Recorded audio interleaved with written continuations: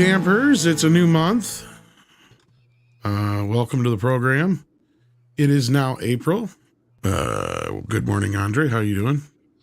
I'm doing good. We have luckily passed April's Fool's Day. We are still suffering through some of the fake news and stuff like that, but we are on the other side of that whole nonsense. So yeah, I'm doing good. Glad to be here with this illustrious panel. Rule of thumb on April 1st. If it's good news, it's fake news. That's usually the way I go at it. Yeah, I always go at it, believe nothing. Take everything, because it's good news. If it's good, too good to be true, then it definitely is. If it's too bad to be true, well, probably isn't. I think April Fool's Days has passed its usefulness. The shit that we're going through now is more insane than anything anyone could make up. You're not wrong. Painful April Fool's Day. Like you could tell me, like Arnold Schwarzenegger says he's going to be a woman now, and I'd have to almost believe you. Or how about a trans woman promoting Bud Light beer? That's crazy. I like Bud Light beer, and I also like being a woman. Yeah. Was that real, or was that? No, that's real. That's what I was thinking. No amount of Bud Light might will have make been an you April think Fool's. that Dylan's a woman. Well, yeah, it's fake beer advertised by a fake woman. Yeah, their new slogan should be "Here's to sobriety." That's right. And as I wrote in my Twitter feed, the beer is flat, so's the spokesperson. No. Well, that one works, but I was going to say, Script Doctor, I think the better line would be, there's not enough Bud Light in the world that will get you to sleep with this individual. Well, and we're demonetized already. I don't care. We did not mention anyone by name. After the last couple of weeks at this point, I don't care, Andre. You know, the way things have been going. It's like, anyway, so yes, April Fools, the stuff that's happening out there is so insane. I don't think there's anything that we can really do to top it.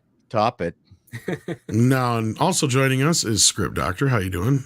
I'm doing well. I want to thank everyone out there in the chat for watching my conversation with Robert Meyer Burnett over the weekend. It was the only thing that wasn't a joke on YouTube. Yeah, so check that out on Script's channel. And then also we have with us Mr. Paul Chato. How you doing? Hello. Just shoring up the Canadian contingent on your show. Well, we get one more and we're outnumbered. Well, I mean, we've got 3 foreigners here. That's what I'm saying. Chris and I have got to fend for ourselves then. That's if we right. Get one more. You Merkins. Speaking of, the only other Merkin on the panel. How you doing, Mr. Gore? I'm doing well, man. Ready to rock. Sound good. You sound good. Well, wave that flag, sir. I was sick last week. I genuinely got the con crud, but I'm over it, and so I'm ready to rock. So much stuff to talk about. Wow, trailer. yeah. We got the Secret Invasions trailer. We got the Blue Beetle trailer. We got the weekend box office. We got all the Street Fighter news. Street Fighter news. We got Chato considering other light beer brands. I don't. There's some good. There are some good American. What is it? Cottage brewers for sure. I'm a fan of Canadian beer. Labatt's Blue. Always love that. That's the hockey beer. Yes, yeah. I know. That and Molson is like the hockey beer, and they're all right. I like, what is it? John Adams in the United States. Oh yeah, John Adams is not bad. Yeah, it's pretty good. There you go. Well, let's rock. Pabst Blue Ribbon if you're broke. Always a good choice. No. Old Milwaukee if you're broke. Yeah. I like PBR. It's like a palate cleanser. It's doesn't have much flavor. No. Yeah. But moving on from the beer chat, we have a great audience watching. We have more than 600 watching right now. Everyone, please help smash that like, help share this stream, share it to Facebook, and like it on Facebook, because that really helps. And we have some awesome people joining us today. As we said, we have one fan is here. Professor Etienne is here. James Ricluti is here, is that how you pronounce it? We have Southern Viking is here. Carolyn is in the chat. Hey, Carolyn. And I saw that she even enjoyed Dungeons and Dragons, which is cool. And we'll be talking about the budget for that fairly soon here. We have Daniel Hall joining us. We have Headspace Astronaut. And representing both Sweden and America, we have Will Bloom joining us. So, yeah, pretty awesome lineup, both on the panel and out there in the audience.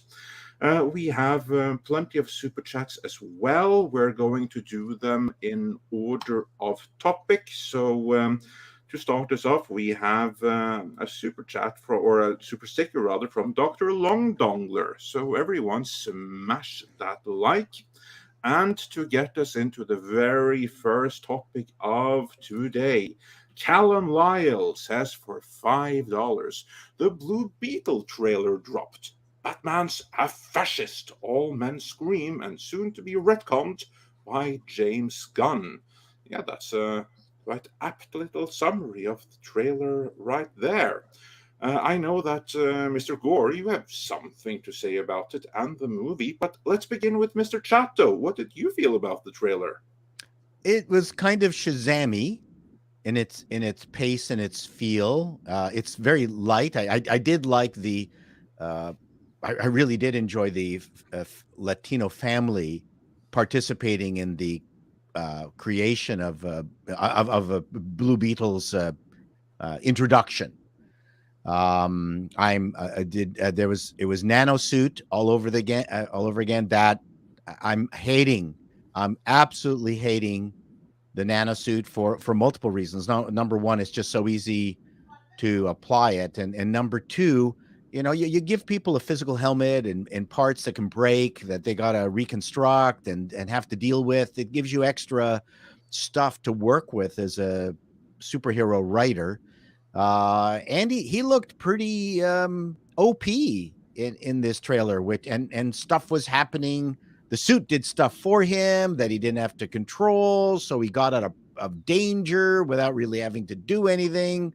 So all that stuff, that already raised blue flags. Can I say blue flags for me? Sure. So yeah, there were elements in it I really, really enjoyed. Lopez, it was hilarious in the trailer, but then again, the whole OP nature of the suit, and that I went, okay, where's the learning? Where's the arc?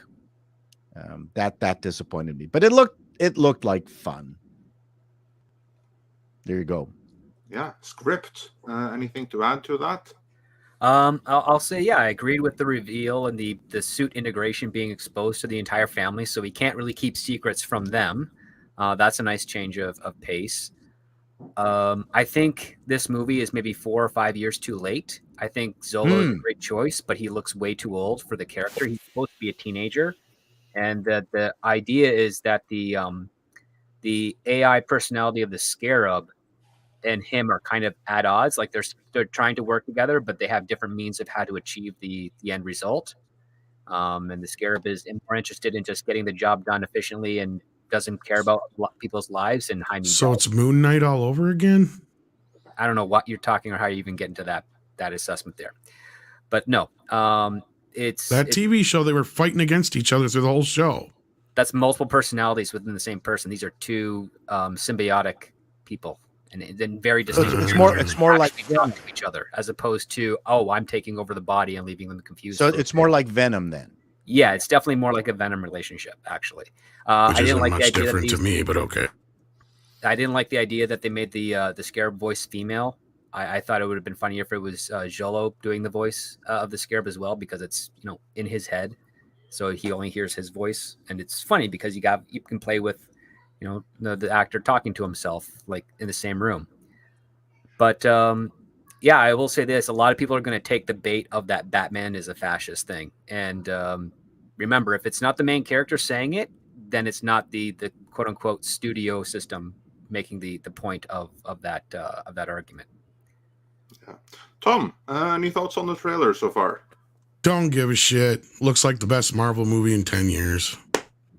Oh, that's a nice summary. Yeah, I like the Batman fascist line killed me, and I can't stand what's his ass, the comedian in the movie. So George Lopez. I mean, it's a I hate joke. him. I mean, for starters, it's a joke. If you take it, I hated him before it. If you take it literally, you're being fooled. I mean, and I don't want you guys to be fooled out there. It's their fault for putting it in the trailer. They just fucked themselves, It's really. supposed to be a joke. That's how it's set up. Yeah, but what this does now is telegraph to the audience we're going to do some political stupid bullshit like we have in all these other movies. Perhaps, yeah. But it also goes back to the point where it's like, we can't have jokes anymore because they're always politicized. Well, now we have a joke in a trailer and people are politicizing it. So, you can't win, I guess, huh? Yeah, I guess not. But something that could be a win here is Mr. Gore's take on this. Do share. What did you feel about the trailer? Well, first of all, I want to say I love Tom. Thank you, Tom. You're my favorite version of Eeyore. I love it. It's your anger and grumpiness. I relate to that. Usually when I'm pre-coffee, I am Tom. But no, but I agree in some sense. It's with what Script said. One, it's 5 years too late. I'm smelling a Shazam Fury of the Gods on this. The Batman is a fascist line. Let me address that for a second. I know someone who saw the movie. George Lopez's character, George Lopez is very good in the film, I'm told. And also, he is a conspiracy theorist. So it's within his character to say something like that. The problem is, and they do this in the marketing of the movies, and they do this in the trailers, is they'll take a line out of context, which is like a line that some people could take the wrong way, but in the context of the movie, it's fine. And so this is one of those out of context lines. But I'll just say this, the nanotech, I'm so tired of. I was tired of it by the end of the Marvel movies when everyone was just clicking the side of their neck and a helmet would magically appear over their face. It got annoying. It got like incredibly just irksome and distracting in Ant-Man Quantumania, all that. Like it was just, it's so you click the side of your neck or bottom of your cheek or what, and suddenly like a helmet just appears. It's stupid and it's lazy, I think. So I just think that every single thing I've seen in this movie, I've seen before in better movies. And it felt a little bit like it felt like recent Marvel meets CW. That's what it felt like to me. No, seriously, like no, you're right, because in the CW shows they do that whole revealing the mask with a click on the ear type of thing. It's a cliche that needs to go away. I mean, it doesn't work. What was cool about the first phases of the Marvel movies was every character had kind of things that were specific to that world. That makes sense in Iron Man. It doesn't make sense in Captain America. You never saw Captain America click and a nano, mask or helmet appeared on Captain America's head. It's stupid and it's overused. Black Panther. Enough. Black Panther. Well, I guess it made sense with Black Panther because they're a futuristic society, which is fine. A future tech society, that's fine. I'm willing to buy that. But now every character has that. It's just lazy. Black Panther would have been more interesting if he pulled on his outfit as if it was pantyhose and it took him like a half an hour and he's like, that would have been way better. Go watch James Gunn's Super for those kind of jokes, which are very well done. But no, I was just like, I look at it and I just felt like, I hate to say this, do we need another hero? Like, this is where we are. So it's Blue Beetle. I'm only familiar with the Blue Beetle comics from the 80s. I don't know why, but I went on a tear and bought a bunch of those. It's fine. He's like Batman in the sense that, he's dependent on the tech, right? But it seems they've changed it, which I think is totally fine. I think this movie does gangbuster business in South America, and I think it does Shazam 2 business in America. That's and it comes out in August.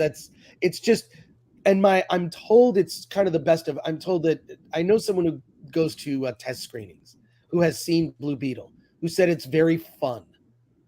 But Shazam 2 was fun but forgettable. Dungeons and Dragons, fun, forgettable. So I feel like that's just not enough. You got to give people something different. So, you know, I mean, I'm looking forward to seeing, you know, the Super Mario Brothers movie. Looking forward to seeing that. I'm seeing it tonight. Well, at 5. I think that the difference thing is important, which to a certain degree is what the Batman did. I mean, they really attempted a different tone. I would even mention that one of the reasons that I liked the Apple Plus TV movie Tetris was just it looked different from most of the stuff that you see out there, and they had so much fun with the Soviet Union, and the Soviet Union was a character. It was dour, and seeing the cars of the era, it was just so much fun. And I think you're right. I mean, that just, you need something different in the and to maybe to some degree, if they really do play up the family side of the Latin family side of being Blue Beetle within that structure, that would certainly be different enough if they can make that work. Yeah. I don't know. I honestly, it looks fine, but fine is not good enough. Good isn't good enough. It needs to be something we haven't seen before.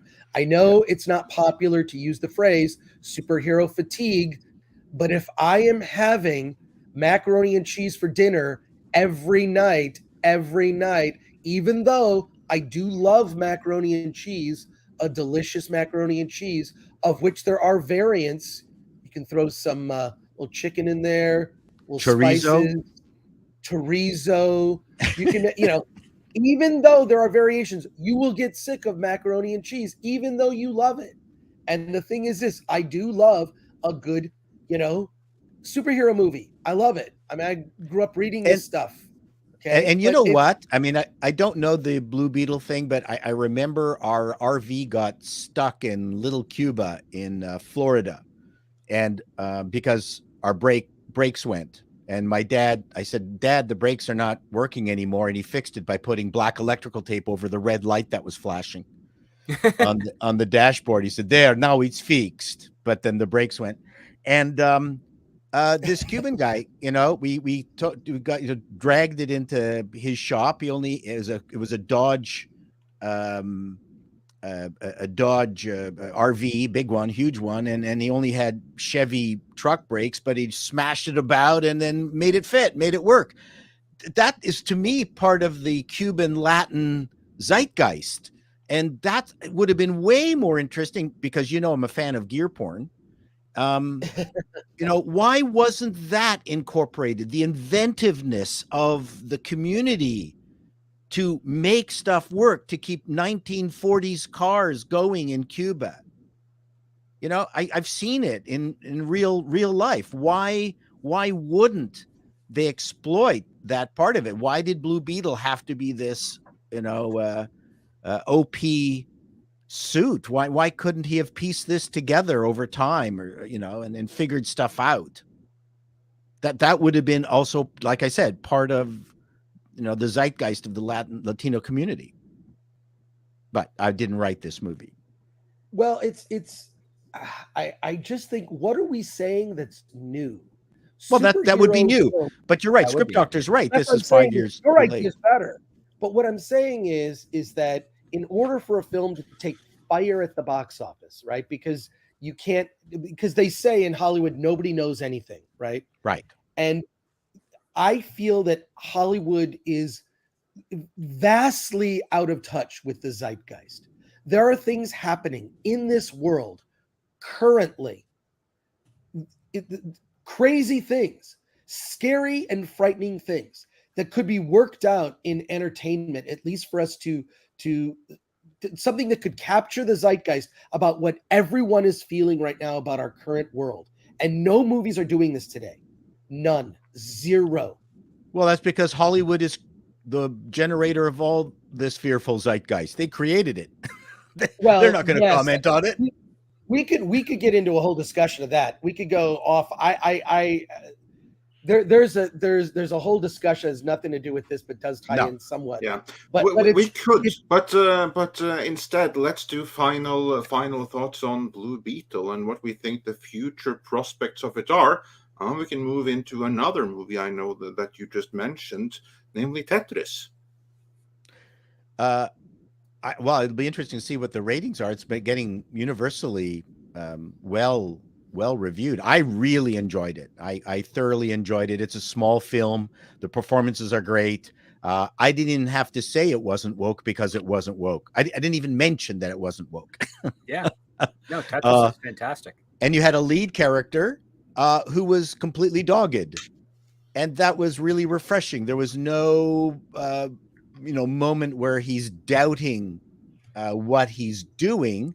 He is bemoaning his losses and the fact that it looks like he's going to lose his house, the relationship he has with his wife and his daughter, everything that he's tried to do, his bank account, everything. He's bemoaning that, but at no time does he ever give up, which I think is really quite unique lately. I found that refreshing. Wait a second. And I was love competent too. He was incredibly competent. He was like, even though he made mistakes here and there and he'd be facing setbacks, he was finding new ways to approach them. Like when they accused him of theft, he's like, wait, hold on. Let me see your contract. Let me figure out why you think this. And it was good. It was really, I dug it. And you got the feeling that he was a good guy. He read the Russian contracts that were done with Efron or Eggfron, the company that owned the rights to Elgro, whatever. And he was helping them. He was reading their contracts and saying these are not well written contracts. This is what you need to do. And no, he was a good guy. He was a good guy all the way around. That he never compromised his morals. Nintendo did. That was interesting. There was that moment where they flipped allegiances over to the Maxwells. I went, whoa, okay, that doesn't really look that good for Nintendo, but maybe that was true. I really thoroughly enjoyed it. And I loved the fact that, that, as I said in my review, the Soviet Union was a character. Mm-hmm. That's a brilliant thing that they did, and I'm really enjoying the behind the Iron Curtain shows these days, like the Queen's Gambit, Cleo, and this thing. I'm enjoying this a lot. This look into the behind the Iron Curtain TV shows. They have such a great look to them, and this was done in Quebec apparently. Lots of fake building, lots of fake CGI buildings, but we know they do that. Yeah, I recommend this to anyone, especially if you're into video games. And but I mean, I don't know if you're not, how gripping this would be, but it was fun. No, this is a great story either way. Like, I was familiar with this story in advance, and I was like always thinking that, this story right here, this has movie, or better yet, mini series potential. Swift Doctor, did you have a chance to see Tetris yet? Oh yeah, I saw it yesterday with my girlfriend. We sat down and we watched it, and it was a lot of fun. The only thing that was very silly was the car chase at the end, which I obviously knew was fake, and them trying to, like, kind of, I guess, parrot some of the seriousness that happened with Argo, which is another, based on a true story, foreign nation thriller. But no, I really dug this. I thought Taron Egerton, who basically rose to a bit more prominence because of Marv, specifically with Matthew Vaughn and the Kingsman, really did a great job holding this movie up.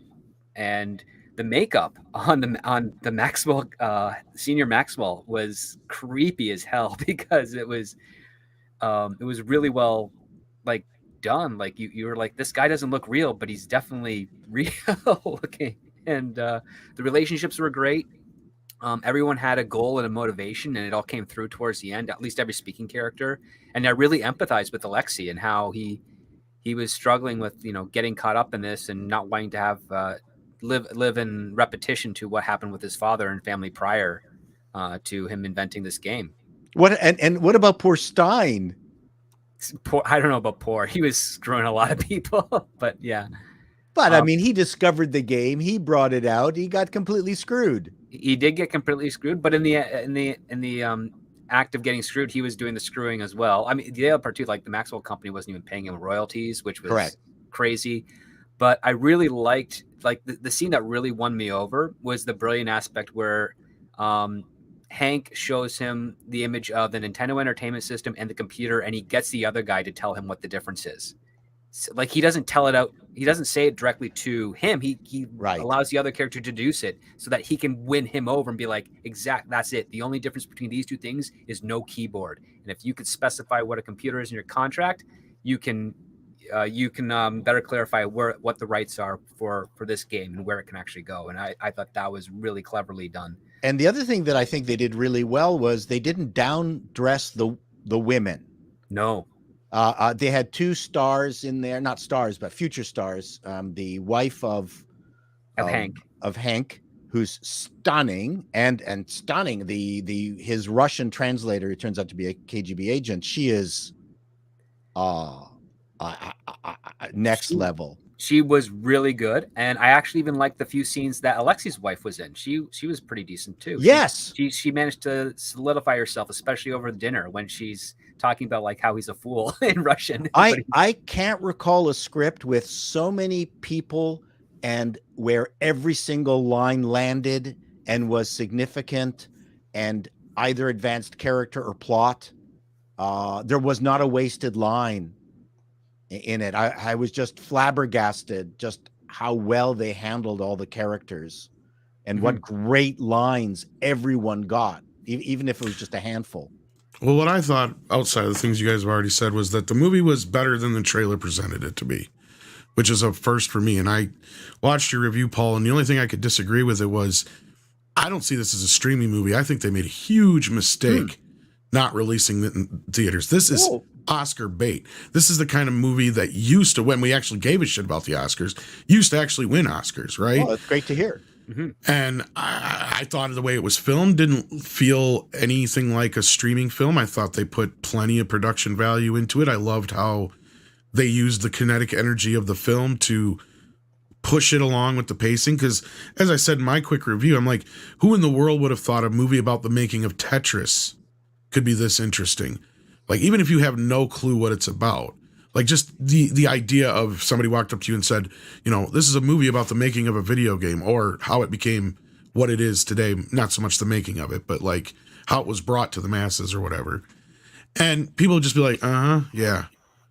And in this case, though, you could, like you guys have said, there's so many things I can't quite compare it to anything specifically.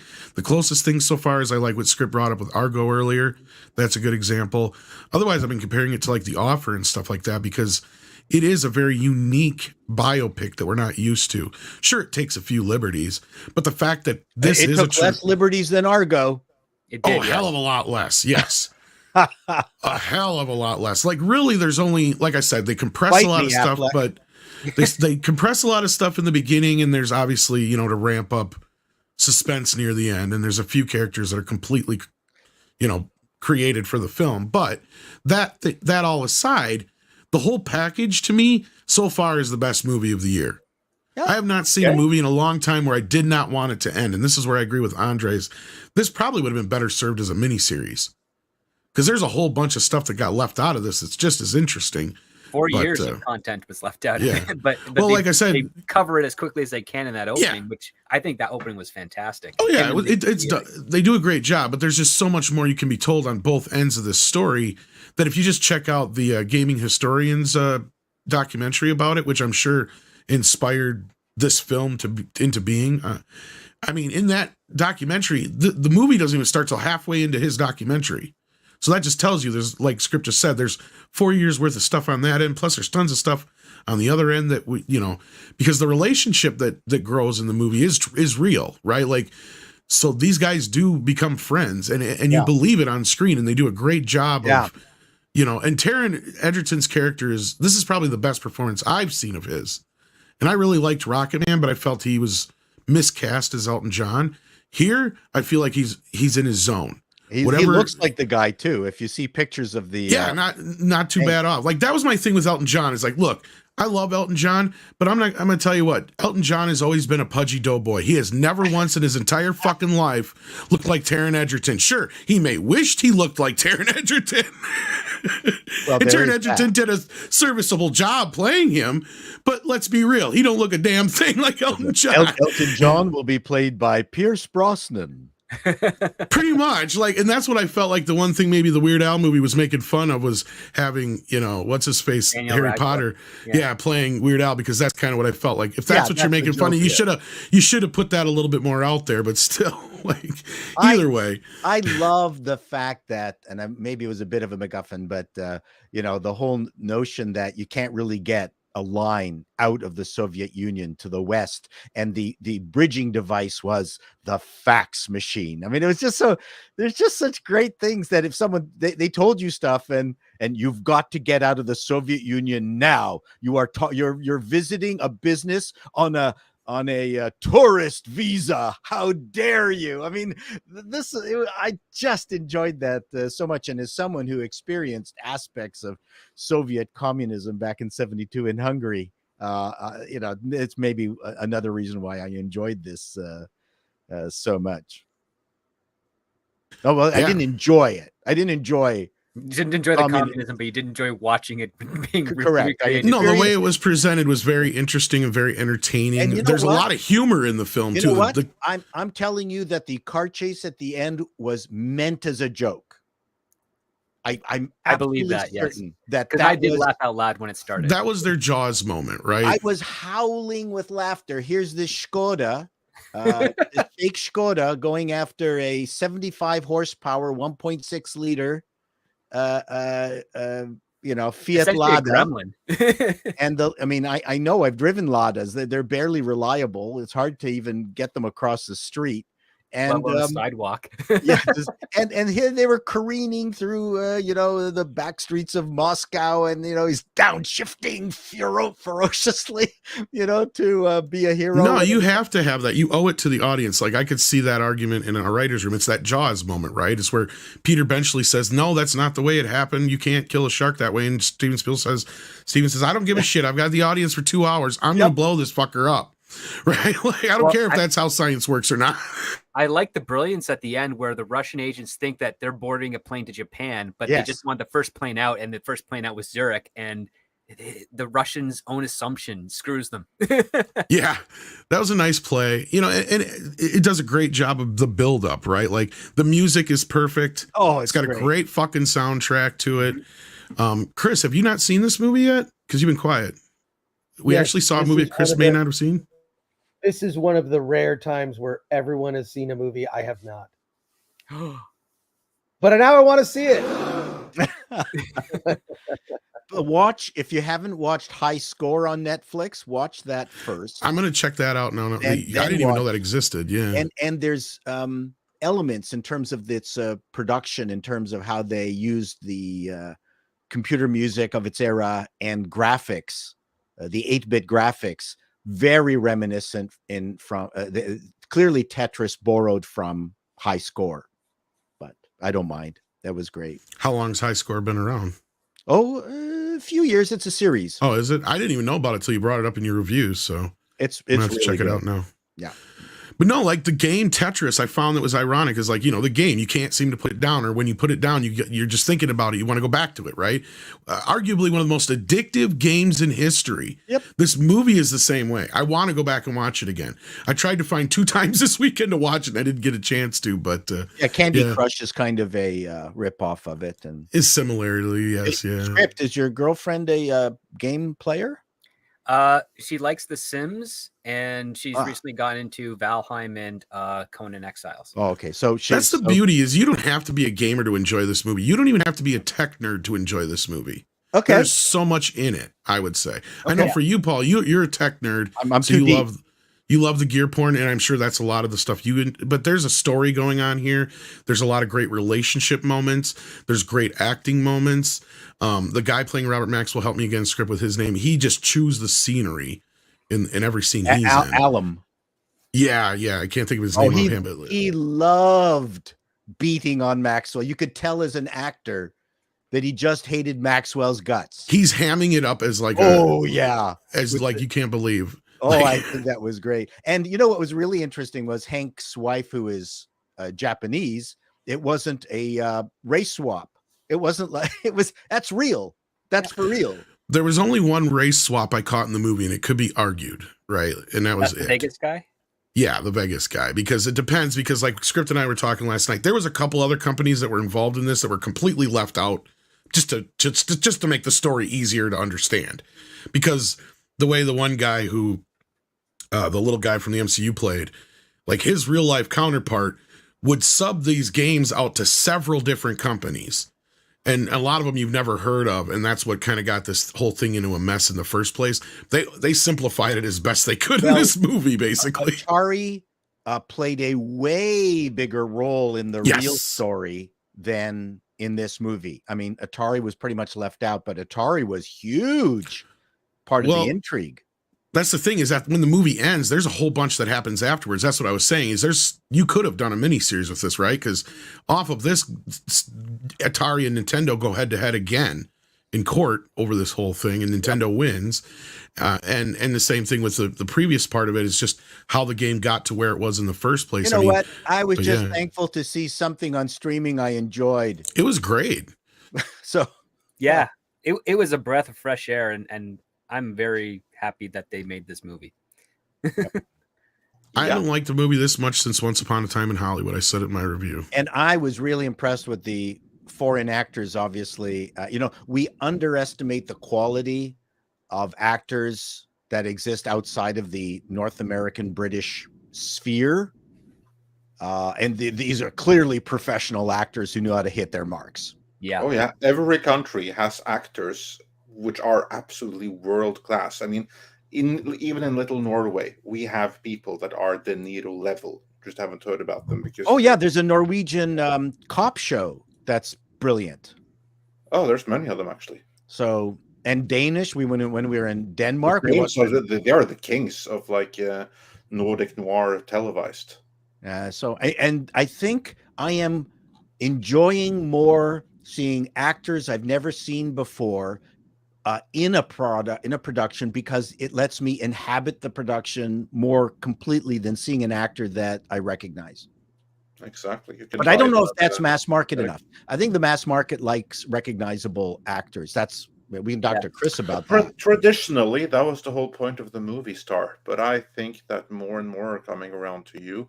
And that actually is something that has been helped by superheroes, where the actor is secondary to the character. And that's the thing, is I wonder how this movie would have fared had they put it out in theaters, because it would have went up against D&D, and we're going to talk about that in a few minutes here, and how D&D did. I think a lot of that movie suffered just from this big, huge, bloated blockbuster fatigue. And I know Chris brought up the superhero fatigue. I think it spans beyond that, Chris. I think it's just people are sick and tired of these big, bloated movies in general. Well, they're also acting as propaganda too, so it's also like a propaganda fatigue as well, right? True. Exactly. And I think if this movie would have come out up against D&D, I think it would have crushed it. Interesting. I think it would have had to be a tug of war for like Friday and Saturday, and I think Sunday and the following week Tetris would probably have taken over. I think it would have pulled ahead with like 40 million, because D&D did what, 38? I think Tetris would have barely, I think Tetris would have made about 40, just barely beating it. I think Script's right. Well, you know what? If Nintendo got behind it and made it the appetizer before Mario, it would have killed. Yeah. Well, that's just it. This is the adult thing they can go see. Like, this is clearly something for adults. Like, if you like Argo, if you like those kind of films, this is the kind of movie for you. And it's fun, right? They managed to make it fun. And you just gave us the same exact argument that Hank gave when he's pitching it to the Game Boy. It is, though. What did I tell you guys, though? This movie is like the game. As soon as you watch the movie, you're like, I want to go back and watch that. Just the way it was set up, it's a greatly crafted film, and it sticks with you just like the game. And I'm feeling that more and more. It's like, yeah. The point. Tetris is for like not just the kids but also the adults, and Super Mario is for the kids. But if you want to double your market, you go with Tetris, and that's what you just pitched, and that's exactly what Hank did to Nintendo. Yeah, that's what he did to Nintendo, and I agree with that for Tetris. If Nintendo backed this and put this in as like the lead into Mario Bros. Oh. It would have been. Paul's right. It would have killed. It would Monster. have been so huge. It would have been monster. That's we haven't had a good movie like this in a while. I mean, I was trying to think of one last night and I couldn't. and it's produced by Imagine Entertainment. Yep. So Imagine and Marv got together, I think, and then Marv is doing Argyle, which is the homage 80s spy thriller, which it was supposed to be released this winter, early winter of 2023, but I guess they pushed it back.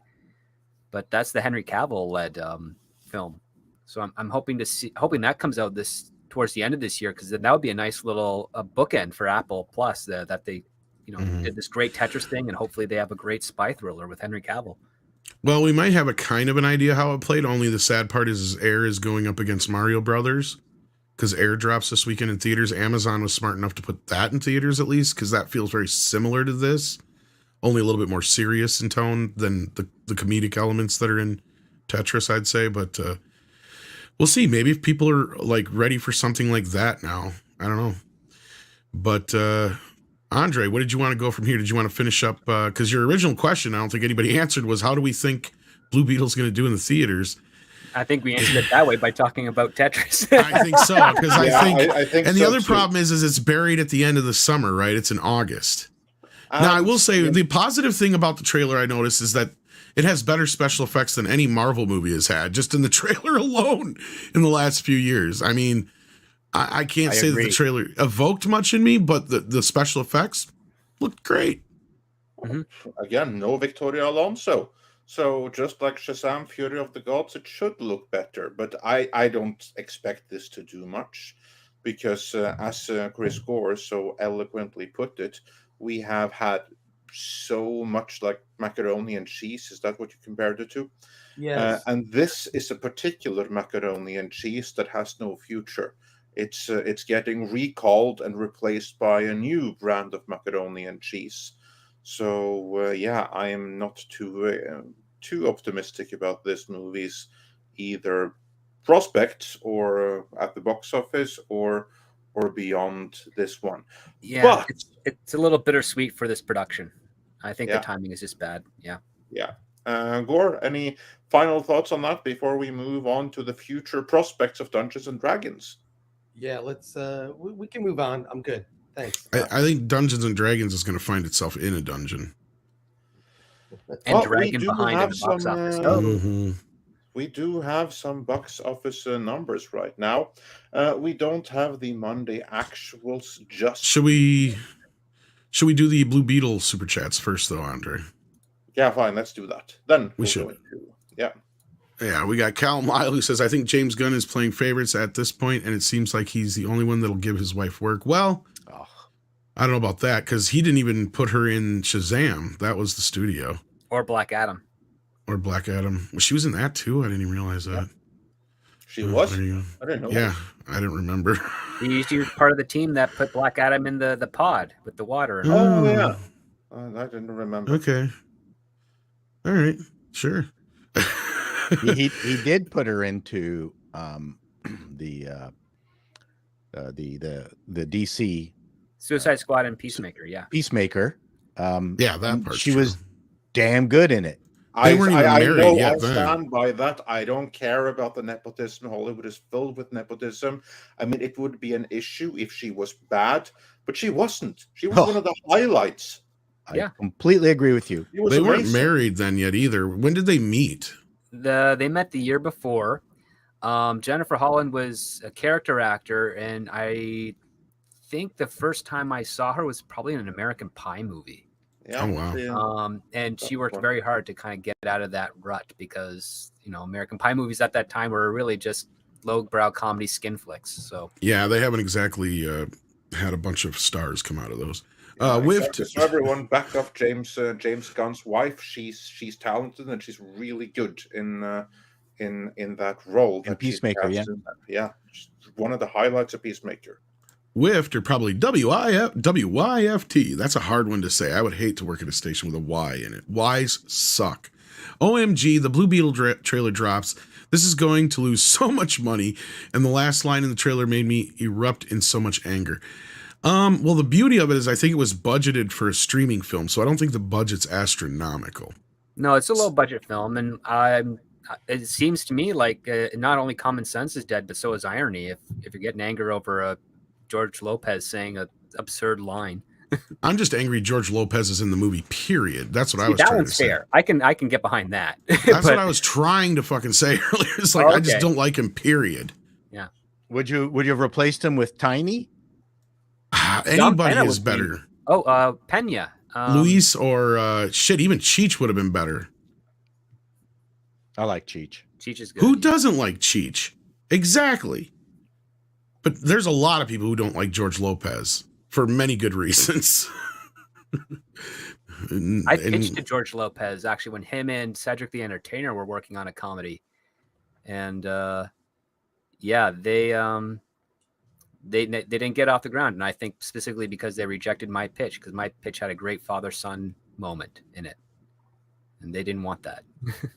Evidently. Yeah. Yeah, well, we'll have to see how this plays out for the film. I mean, I get where Script's coming from. It was a joke, but I think it's a badly timed joke.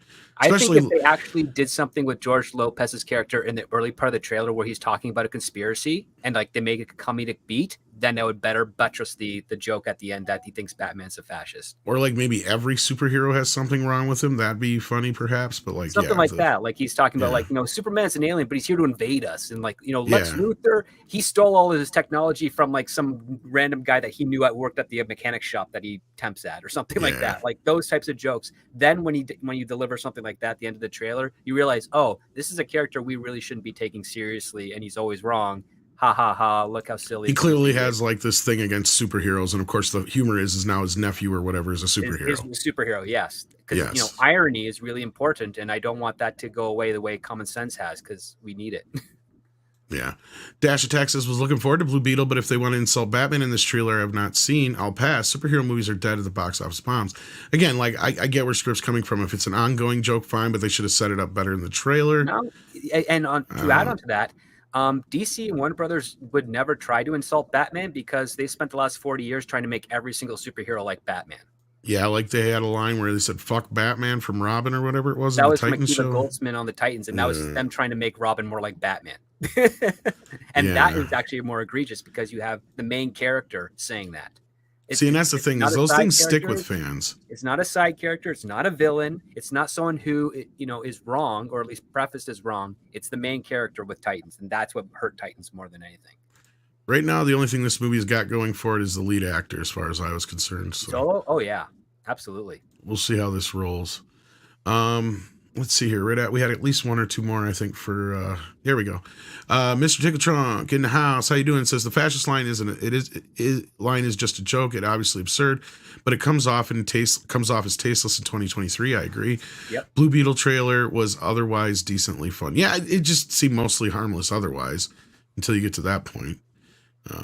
A lot of Spider-Man kind of vibes to it. Some people have been throwing out Spy Kids is another one. A little bit of that in it. Shadow Dancer the Red Mage says Blue Beetle just buys into the stereotype that George Lopez is funny. Yes, that is the problem. And he's not even funny when he steals jokes. And he's no Carlos Mencia, but yeah. No, he's not nearly that clever at stealing jokes. Beefer Sutherland.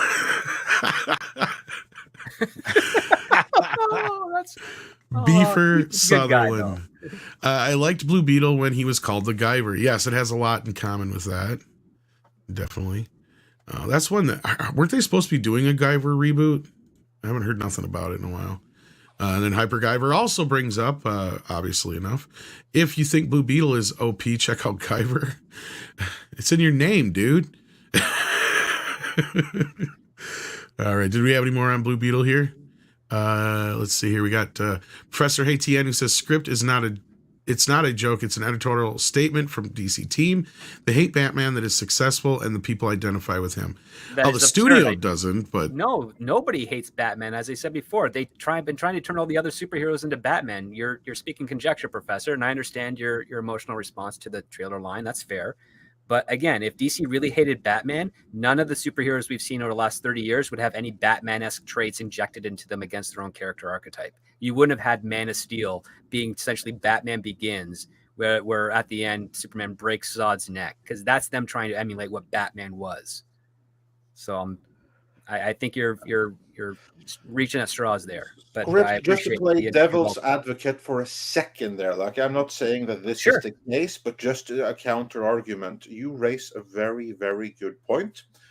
In that, for the past 30 years, they have tried to make the Justice League consist of Batman and Flying Batman and Underwater Batman and Woman Batman and Speedy Batman. Like, we know this. But could it be that someone working at some level in this movie, regardless of what Warner's official stance, got like their little virtue signal in there? Oh, it's totally plausible. Absolutely.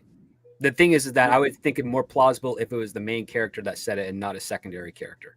They probably couldn't get away with that. But if someone at some level wants, hey, I want to do some virtue signaling here, show how good and woke we are, was able to put that in there in a secondary character, but still someone really truly felt that. Is that a plausibility? Because it's a plausibility, but it is very much a plausibility, but it also comes down to what ends up being the final context of the character saying it. And does that give it validity, or does it actually just make the character look like a buffoon?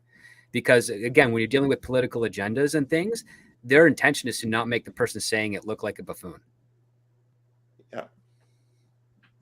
Which is perfectly valid. I mean, there's definitely an argument point of that. The other thing to also take into account is you could have someone with the political agenda doing it and getting it in there and completely unaware that someone is inside the studio system will say, yeah, we'll keep that line, but we'll make the character a buffoon, so it circumvents whatever the agenda is for this particular person that fought for it. Certain creatives are able to cleverly navigate such things like that. Yeah. So we'll just have to wait to see it within context of the movie. And then Whiffed says for $5 Canadian dollars 50.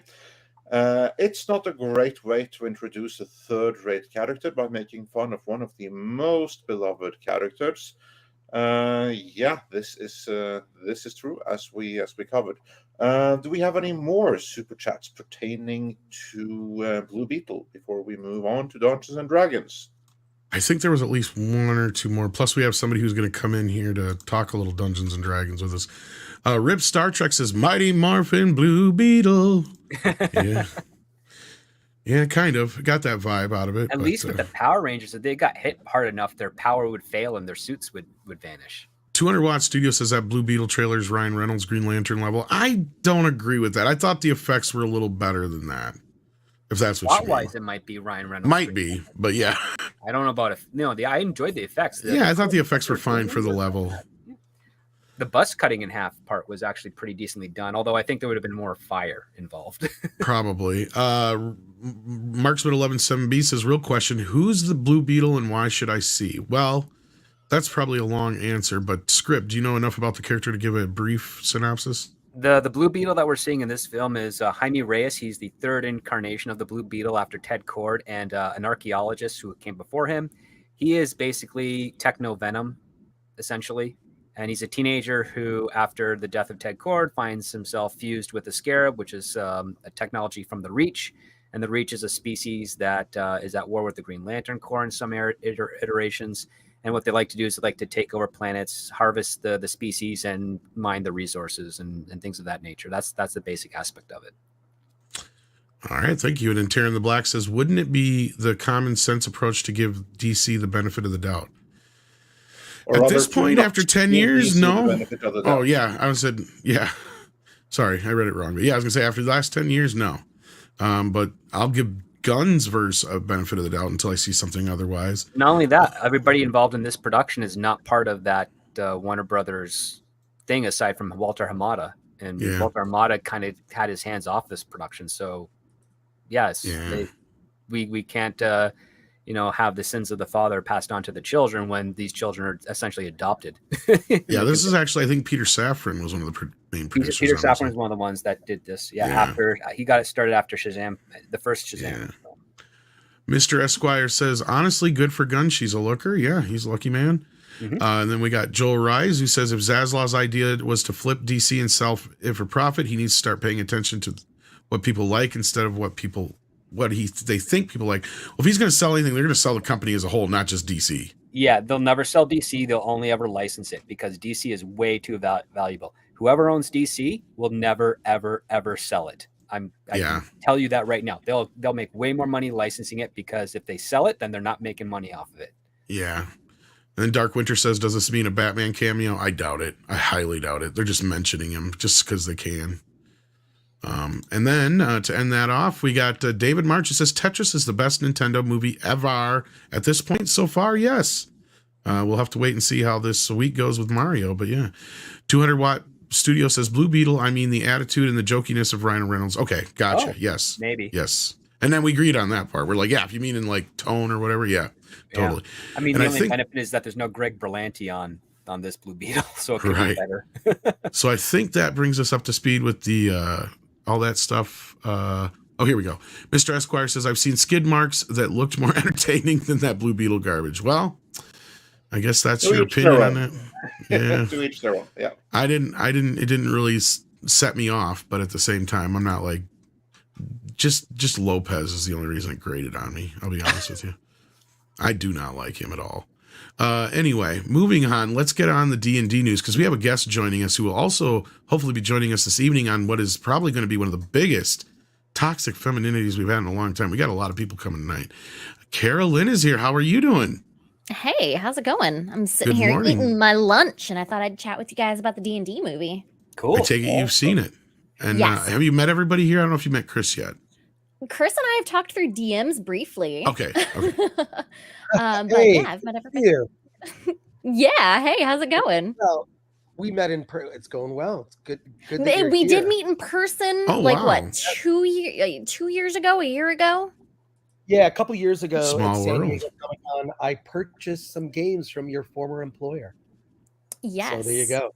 Yeah, there you go. Awesome. Great. You're working on Ripiverse. Is that right? Yes. I joined Eric July's team, so I'll be working in Ripiverse. That's awesome. Sweet. So we're glad you could join us because Andre, D&D didn't exactly set the box office on fire this weekend, did it? No, it did not, but it also did not do as badly as some had predicted. We'll get into what everyone thought about the movie here, but first, let's just go through the box office numbers.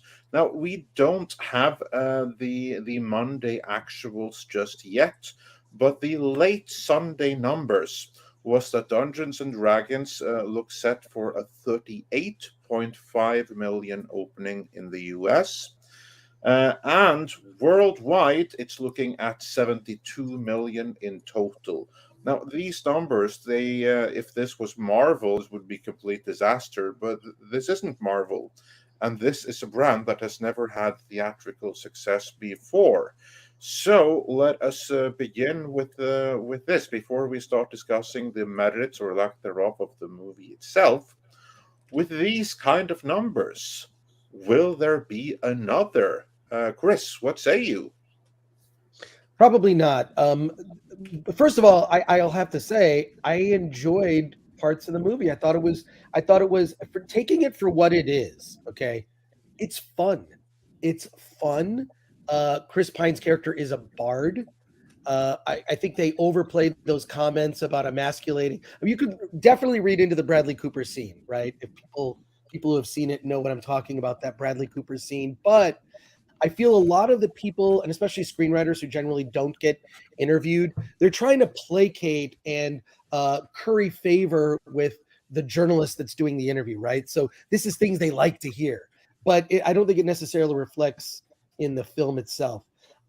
I quite enjoyed the film. It's fun. I would compare it to something like, I know that Tom is going to know this movie, The Sword and the Sorcerer by Albert Pugh. Oh, yeah. Andre knows it too. I love that movie. Oh, yeah, absolutely. But the thing is the difference between the kind of sword and sandals epics that I saw when I was a kid, Conan the Barbarian, I mean, I guess you could throw Krull in there maybe, that's borderline. But also like Sword and the Sorcerer, a lot of those were R-rated. Like Sword and the Sorcerer has a lot of comedy, action. It's very Indiana Jones-like, but it's gory and bloody. Don't forget the boobs. and there is nudity, right? But Dungeons and Dragons is an attempt to go, we're going to do fantasy, but we're going to do it with very broad appeal, right? This is more broad appeal than, say, even a Lord of the Rings, although I think they were attempting to appeal to a younger audience and families. Yeah, this is definitely a very family-friendly based movie to me. Yes, 100%. So while I personally enjoyed it, it's, and it was fine. I don't know, and they're saying it overperformed based on their own estimates. But, I don't think that there's a future for it. We might see another attempt at a Dungeons and Dragons movie in 10 years, who knows? But I have to admit, I liked a bunch of parts of the movie. I like the sort of heavy dragon, the obese dragon. I thought was funny. He was so I thought chunky. it was a chunky dragon. It was great. It was funny. It was, Before we get into, I'd love to discuss the chubby dragon that looked like a cat and everything. That was pretty awesome. But before that, real briefly, script. This movie, Tom found behind the scenes here, it had $150 million budget. With these numbers we're seeing right now, 72 million worldwide on $150 million budget that doesn't include promotion and release. What's the chance of any sequel here? The accountants won't greenlight it. No, and Yellow Flash brought this up on his Twitter, and he's 100% right. Like, this has basically the same budget as the Shazam film, yet they're acting like Shazam was a huge failure, and this is a huge success. It's like, in what universe? That's not how the Force works. Both those movies had same budgets, yet this one performed just about the same, yet they're acting like it's some big hit. No, it's not. It's a flop. Critically better received than Shazam.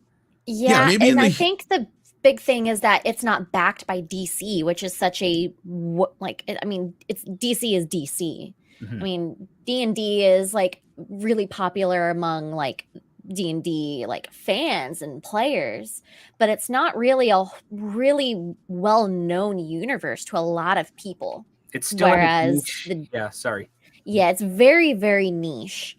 But like you see, like Shazam and the DC universe is definitely more out there, especially with all of the other movies that have come out that are within that universe. So there's a lot of build up to DC and to Shazam too, and why they consider it kind of a fail whenever, it has had all this build up and it just kind of was lackluster. And then you have D&D where it didn't have that kind of buildup, but it still kind of hit that same bar somehow. Personally, I enjoyed it. I thought it was a really cute movie. No, I understand that argument. Go ahead, Chris. No, I agree. Like, you look at like what I found was interesting. I got in a whole DM conversation. Gary from Nerdrotic and I were going back and forth because he and I had fun. I enjoyed it, but recognized like, hey, not everybody's going to love it. But Shad from Shadiversity and Quarter Black Garrett took their kids to see it, and they both loved the movie. Shad went twice. Yeah, exactly. Shad went to see it, enjoyed it, then took his kids. I can see also my kids are now grown and gone, but when they were little, I could take them to a movie. You kind of see the movie through their eyes, so it definitely increases your enjoyment. And the cool thing is The Children of Shad. That sounds like a title of a novel. The Children of Shad and Quarter Black Garrett. Well, now, now they really like this Dungeons and Dragons movie. It will open them up to a whole new world of they'll be reading Lord of the Rings. They'll be looking at other stuff. When they're old enough, they'll check out The Sword and the Sorcerer with Dad. Do you know what I mean? It's it's a good thing for families to be able to enjoy entertainment together. And the other thing is, which was pointed out to me, which is something we don't see often in movies, is a good dad, a dad attempting to be a good father. He wants to be a good father to his daughter. He wants to make up for the time that he lost. He recognizes his past mistakes. He's trying to make good on that. And so that being his character's journey, his goal is redemption with his daughter in that relationship. when do we see this ever happen in a movie, in a mainstream movie released broadly to theaters? So like, I get, like, the people who like it, I'm not going to yuck your yum. I think it's like there's so much to actually enjoy in the movie. And look, it's not Lord of the Rings, it's not the greatest thing ever, but there's so many fun elements, and it's actually watchable more than once. So there, I said it. So there you are. I agree with everything you said. Like, it didn't knock my socks off, but it was one I would watch again if I needed a pick me up, because it's just an enjoyable movie. Like, it doesn't get too in depth. It doesn't have like a really like obvious agenda or anything. Like, it's promoting family values, which you don't see often. And it's just, it was one I just really it hit the marks for me for a fantasy that didn't have like a whole lot of, like I said earlier, a whole lot of build up. Right. You know which movie I would compare it to? Because Chris, you mentioned some great sword and sorcery classics in there. But you know what I think this one is the most similar to? Your Highness, which is a parody. And as a parody, there are like some similarities. Difference being, of course, that was a much more raunchy character, because it was made in the distant past of like 2016 or something, where it could never have been made today with the raunchiness and stuff that's in it. So this one is it has more like gender roles in accordance with modern day sensibilities, but still it kind of like took itself about as seriously as Your Highness, the parody. Still, there were some like really cool scenes in there, like the fat dragon. That was fun. That reminded me like of an obese cat. And also the scene in the graveyard was one of the highlights of the movie for me. Oh my gosh. That was because I have to say, like, I was like so annoyed with the first act that I was like, do I stay or do I leave? And then came the graveyard scene, and I was like, yeah, okay, fine, I'll stay. And I'm glad I did, because I have to say the movie is really, really clever. The script is clever here. It's just filled with some anachronisms that took me out of it. One of which was the gender roles, but it wasn't as bad as it could have been. So now we have two men of action that like to knit. It's John Spartan of Demolition Man fame, and it's Chris Pine in The Bard in Dungeons and Dragons. One thing I liked is that they brought in Michelle Rodriguez as Holga, because I mean, imagine having like somebody like my size trying to play off as a barbarian type character. So I think Michelle Rodriguez did a pretty good job at making it seem believable, like in a D&D role. Yeah, she did a great job of playing Michelle Rodriguez. Yes, she did.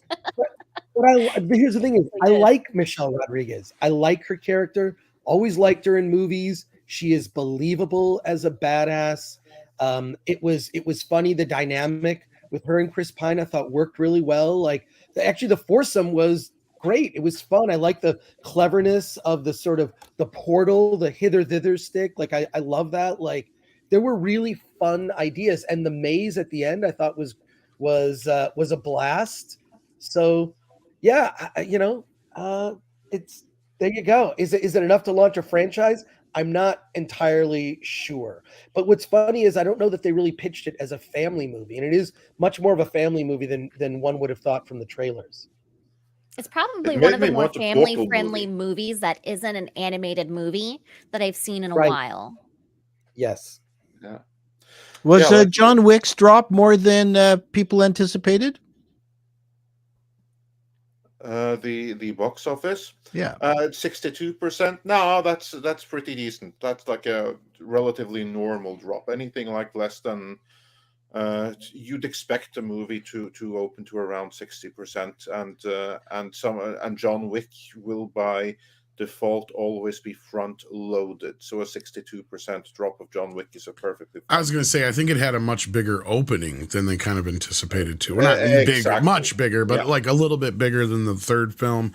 Yeah. But I think at the end of the day, it's going to settle somewhere around the same place as the last I thought I would ask.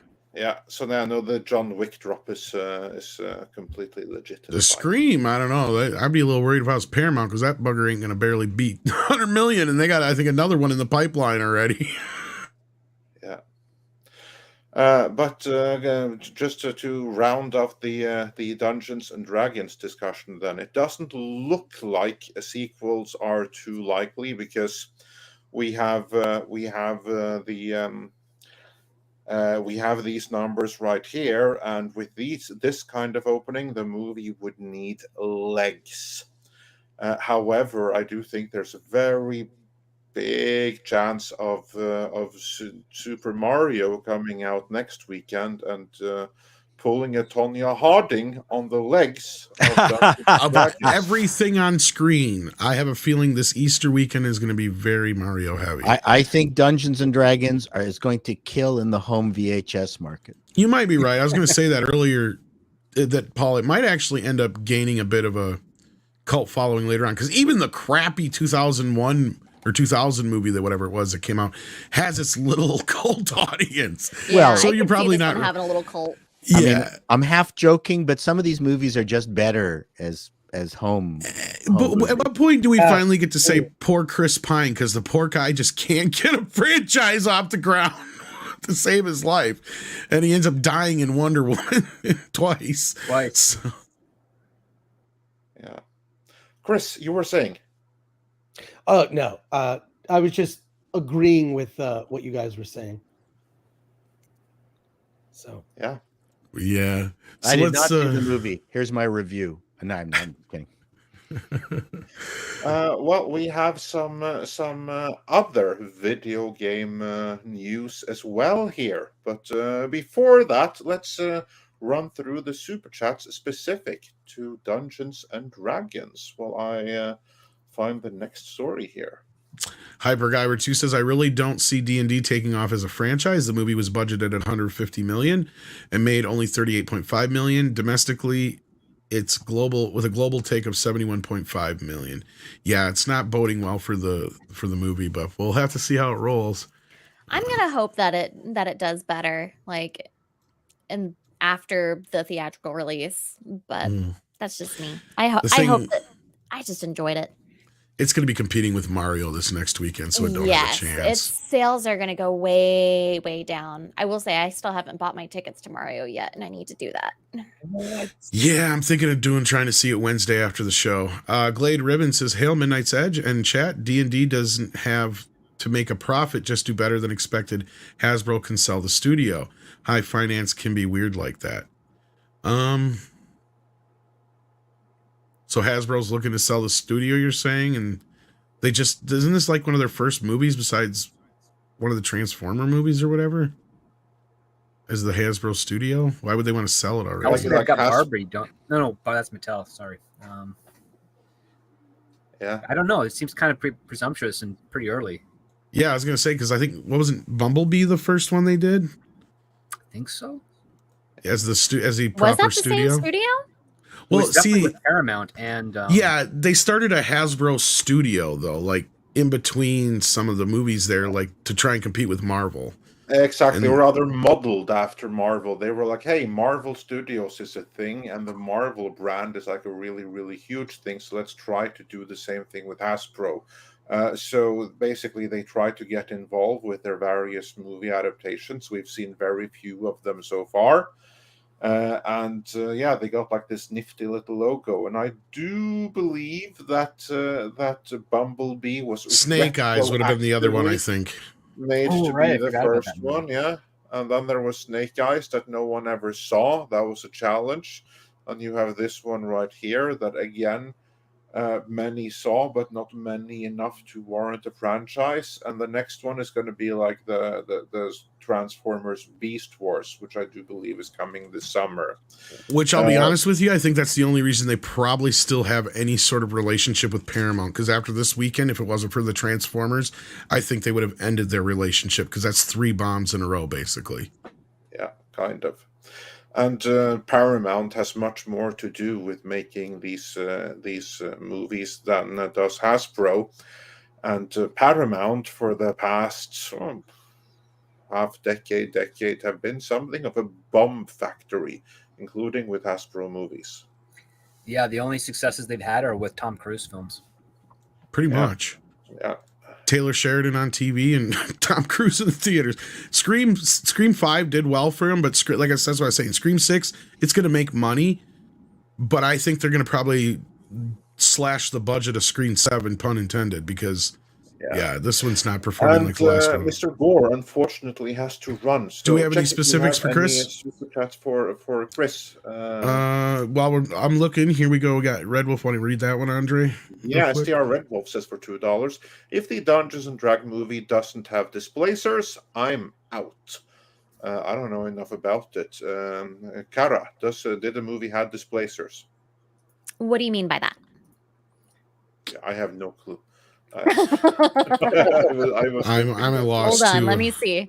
Displacers. Oh, is that the Chimera? No, that's not the Chimera thing. I don't know. One who or that which displace. I'm looking it up. Oh, I was gonna say somebody who could teleport you. Maybe is that what I was thinking. But I think is that those is Yeah. that these gloves? We're a wizard-born race that had the ability to detach and reattach their body parts at will without causing injury to themselves. Oh, Yeah, no, I don't think I saw any of those. I thought think- those were the pronouns for aliens, displacers, bat placers.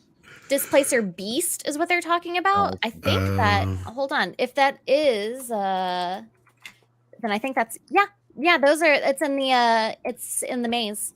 There is one of those in the maze. Okay, well, there you go. So, yes, you are in luck. That is in the movie.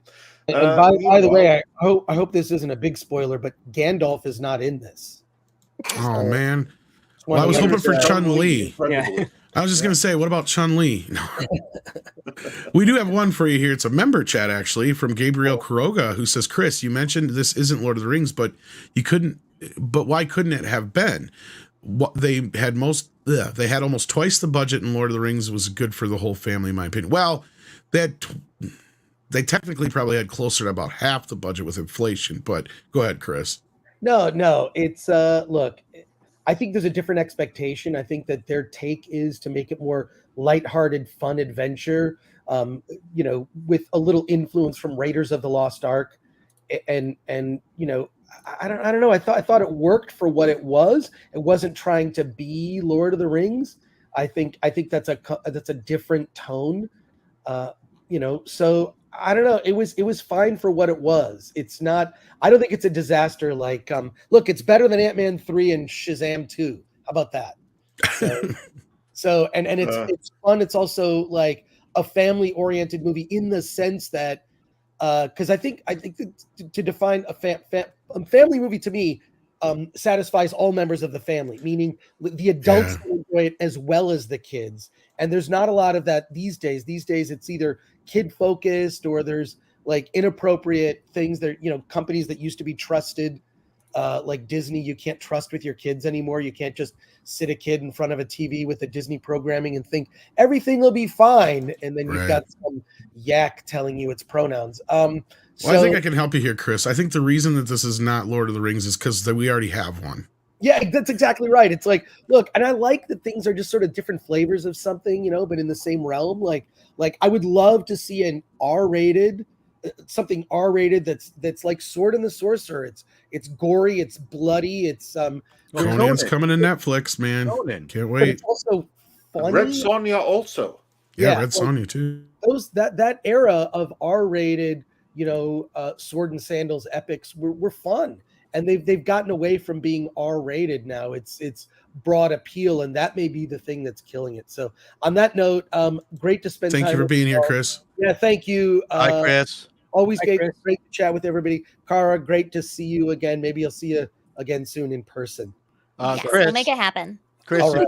if you saw any of my pitches, if you could green light them, that'd be great. Okay, I love it. All right, yeah, let's do something. All right, take care, everyone. Have a great Bye. rest of Monday. Bye, Chris. Have a good one. Us. Take care. All right, and back to the D&D super chats here. I know we had a few. Let's see here. Where was I? Let's see. Sorry, I got all out of position here. Here's one about Mario. We can do that since we were talking a little bit about that. Patrick Robin Saab says, I've heard that the Mario movie is extremely good. Only criticism is the plot. Plot's never strong points of the game. So should this matter? I don't know. I've heard mostly positive reviews so far. I've heard a few negative ones that have me kind of concerned, but I'm surprised Chris didn't get a chance to see it yet because it did premiere this tonight. He's seeing it tonight. Okay, that makes sense. Yeah. So I guess we'll have to wait and see. Like I said, I tried to see it's not opening tomorrow night. It's not opening till Wednesday anywhere near me. So I might have to try and squeeze it in Wednesday afternoon somehow. But yeah, we'll see. I need to get my ticket for that. Yeah. Let's see here. What else do we have? We have one from Eric Just, who sends 100 Danish krona, I believe that is. It says, question, why do you think they didn't try to adapt any of R.A. Salvatore's books for the D&D movie? His Dritz du Erden, I'm sure I mucked that up, books our Cleric Quintet books are quite good and easy to adapt. Well, there's a few reasons for this probably. One, the most of which is they don't want to pay him. That would be the big one. Yeah, and if this were to take off, then that means they got to pay him more. That's generally the reason. Yeah. Script Doc, do you want to add anything from go ahead, Cara, first, and then yeah, Script had to drop out for a second there. Cara, are you familiar with these books? I have not read them, but I do know of them. I think my husband actually just read through all of them. So, but I have not read them myself. It is ones that it's on my list. Yeah, but no Script Doctor. Let me know when you're back. But basically, what he said when this came up on Friday is kind of like what Tom already said. That they don't want to pay for this. They'd rather hire a screenwriter to come up with a new story and characters that they completely own, so they don't have to do any kind of licensing or buying anything from third parties. Because if it really takes off, and they are bound to that, then they would so much rather have been bound to their own thing that they don't have to pay for. So that is a very big part of it. Which is why they also just had a cameo from the cartoon characters instead of them actually being the Cara, what did you like about the characters from the cartoon and their what appeared to be their ultimate fate? I actually had not watched the original cartoon, so it did not really hit for me. So I didn't know. Okay, so you didn't mind them being dispatched off screen then. Oops, spoiler alert. Are you talking about, is that the team that's in the maze? Yes. Okay. All right. I know who you're talking about then. Yeah. Did they really do that? Oh my God, because I was lied to then, if that's true. I trust Andre more than... Well, at least I did not see them get out of anything. So if they got out of where they ended up, they did so off screen. Yeah, if they did so off screen, that I could see that, especially with the breadcrumbs to get out of the stadium. I could have seen them kind of escaping during that. Okay. Anyway, Eric just sends in another 50 Danish krona. Thank you so much. Says, have any of you seen the D&D movies, The Gamers Darkness Rising, The Gamers Hand of Fate, and The Gamers Shadow Menace? I know of them, but I have not seen them. Has anybody here seen them? I have not. Nope. I just remember them from years ago, but I've never actually sat down and watched them. See, I'm not actually like a huge like D&D person. Yeah. I went in as pretty vague information about D&D. Like I knew of like some of the references that they made in the movie, but nothing. I don't know very much about like the lore. Yeah, neither do I. I've only played it a few times when I was younger. Let's see here. What else we got about D&D? Well, we got this one about DC that came in after. I just really didn't like the fill in the canon nature of the recent DC films. A reset can't come soon enough. I don't disagree with that. Yeah, you have to wait 2 more years. 2 years. Yeah, 2 more years. Let's see here. 3 more movies to sit out. Pretty much. 4 if you count the Batman 2. Taryn the Black says, wouldn't it be a common sense approach to not give DC the benefit of the doubt? We get this one already. Yeah, we did. Yeah, and then you will get a D&D sequel. It's Paramount. They likely will lose money. So you also, well, I'm gonna hope for one. I mean, maybe they can expand on the story a little bit more if they do another one. I would like to see them try to give it another shot. I know Rip Star Trek is kind of being facetious here, but let's just say that this movie has little legs. Not like I don't see it doing anything massive, but it just kind of manages to keep limping along for a while and does okay on Paramount Plus and then does okay on video. You're probably not wrong that they wouldn't do a straight to Paramount Plus sequel, but I wouldn't see Chris that's what Pine I was being thinking. in it. They could do just a straight to streaming movie for it. And I think that would probably go off better than trying to get people in the movie theater right now. You know what? I think you're right. I think that this is something that actually could work very well in streaming. I don't know that Paramount is going to want to blow the money necessary for a service like Paramount Plus for that. I mean, if it was HBO Max or Netflix, I could totally see that. Not sure that Paramount would spend that kind of money for a streaming movie, would they, Script? I think he stepped away. No, I don't think they would. I thought I didn't realize you were asking me a question there. Sorry. Yeah, no. A Dungeons and Dragons sequel for Paramount Plus, skipping theaters. I don't think they'd invest that much into it. That's what I was thinking too. That's what I was saying. They'd have to slash the budget, and you definitely wouldn't have Chris Pine anymore in it. Yeah, because actually, not necessarily. Chris Pine has done streaming shows. No, but I mean, just because he's going to cost too much for a sequel, he's probably got it built into his contract that the next movie costs like, all over again. Could be, yeah. That's what I'm saying. Chris has been desperately trying to get a franchise under his belt for the past decade. Poor kid, he just can't catch a break. Well, Star Trek was the closest. The thing is, he's a character actor who is wedged into a leading man role because he is an attractive man. But and I think he's got the wrong team around him that's trying to push him into a franchise. I think he would be making way more money doing not spectacle films, but really great, dramas and comedies. Yeah, the craziest thing he ever did was convince me he was kind of a young Kirk. Kind of a young Kirk. That's about it. But no, I've liked him in other things, but I think you're right, Script. He's been elevated beyond probably his abilities. Well, he's being shaped and pushed into an area that it's actually detrimental to his skill set because he's a really versatile actor. He is. But yeah, they keep on trying to put him into like very strangely. He was in a movie with like Tom Hardy where he was like competing for a woman's love and like some sort of spy thing. Yeah, I remember. Oh, yes.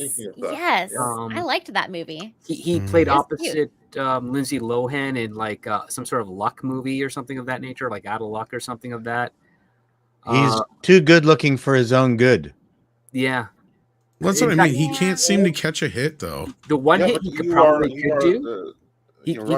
He could do a sequel series to Chips and play one of the Chips guys because his dad was on that show. That's true. But no, like, I mean, honestly, maybe that's what he needs to do is realize he's probably built better for TV and he's not really a movie star. Because, I mean, he keeps working, luckily for him. But, I mean, really, outside of Star Trek and Wonder Woman, name me one film that he's had that has been a hit. Well, technically, it's not him, but he was in Spider-Verse. He was Peter Parker. He was actually the best version of Peter Parker in the Spider-Verse. Mm-hmm. They killed him. And that was barely a hit.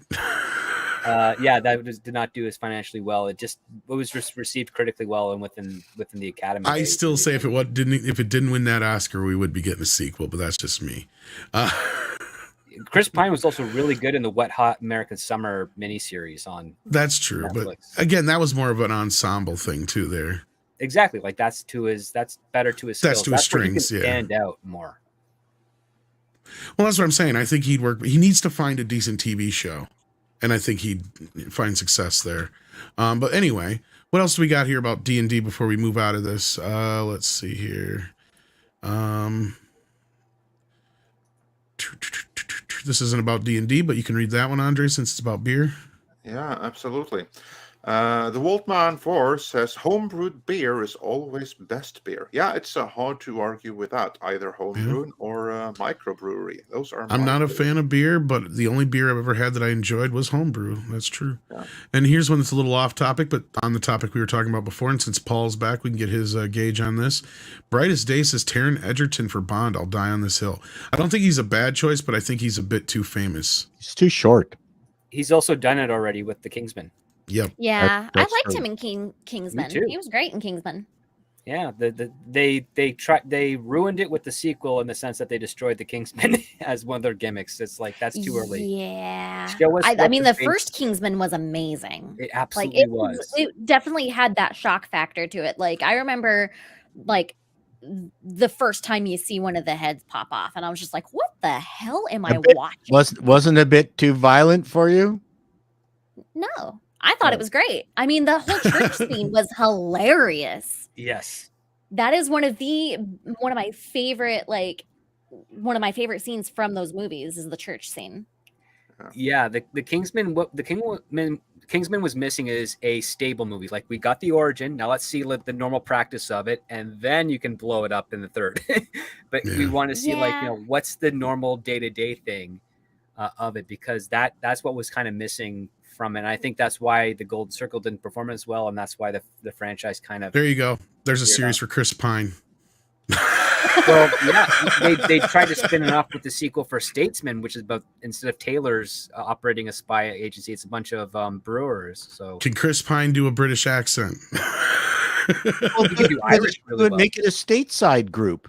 Yeah. No, I know. I'm just kidding. But no, like I'll be honest with you, and I'll make a prediction here. Our next Bond is either going to be Henry Cavill or a completely unknown. Most likely, I'm here for him. I'm most likely an unknown, but I think Henry that they'll have Cavill to won't do it because he's got Argyle. That is possible, but like people have been like beating that drum so hardcore, and after all the, the crap in the press over everything with Superman, I could see him going that route. But at the same time, I think script is right. I think you're right. I think they're going to go for a much younger Bond this time too. I could see that. Think like much younger. I have a feeling. Like when he's still in the Navy, younger. Well, at least Taron Egerton might be too old for Bond in what they're thinking at this point. But he doesn't become an agent until many years after his naval tour. No, I'm sure. Do you think they give a fuck? The Broccoli to a degree, dude. The Broccoli family to a degree. No, I know they do, yeah. But I have a feeling. I don't know much about it. I don't really give a shit about Bond. I have no horse in this race, just going at it from pure analytical, from things that I've read, seen, all that kind of stuff. They're going to go for a younger Bond, and I wouldn't even be surprised if he's more feminine. Think Timothée Chalamet kind of character for Bond. You watch. I think you're probably right. And as for Taron Egerton, the hill I will die on is that he needed to be John Constantine Hellblazer. Yeah. Oh, I'll throw you another one out there. He'd be a good that's a good one. Wolverine. He'd be good as a Wolverine, Good probably. Wolverine too. He's the right size. Too. But yeah. Yeah, that's what I was thinking watching him through Rocket Man, believe it or not. I'm like, his jaw is too pronounced for Elton John, but he'd make a great Wolverine. he's too small. Because he had the chops. Oh, Wolverine? No, Wolverine's tiny. Wolverine's 5'3", so. Oh, He's like my Hugh size. Jackman is too tall. That was the thing, is the fans rejected Hugh at first because they're like, he's too fucking tall, but we fell in love with I him. guess you're right. Yeah, because we all wanted somebody shorter and smaller. Like, honestly, like a beefed up Danny DeVito is basically what Bob Hoskins. Bob Hoskins would have been perfect. Yes. One of those cases where a casting can really surprise you. Somebody that you wouldn't ever think would be successful in a role absolutely kills it. I mean, think of Hugh Jackman as Wolverine. Think of like freaking Heath Ledger as the Joker. Mhm. Everybody ragged on Heath Ledger as the Joker. They're like, "Oh, this little pretty boy can't be him." And look at what he did with it.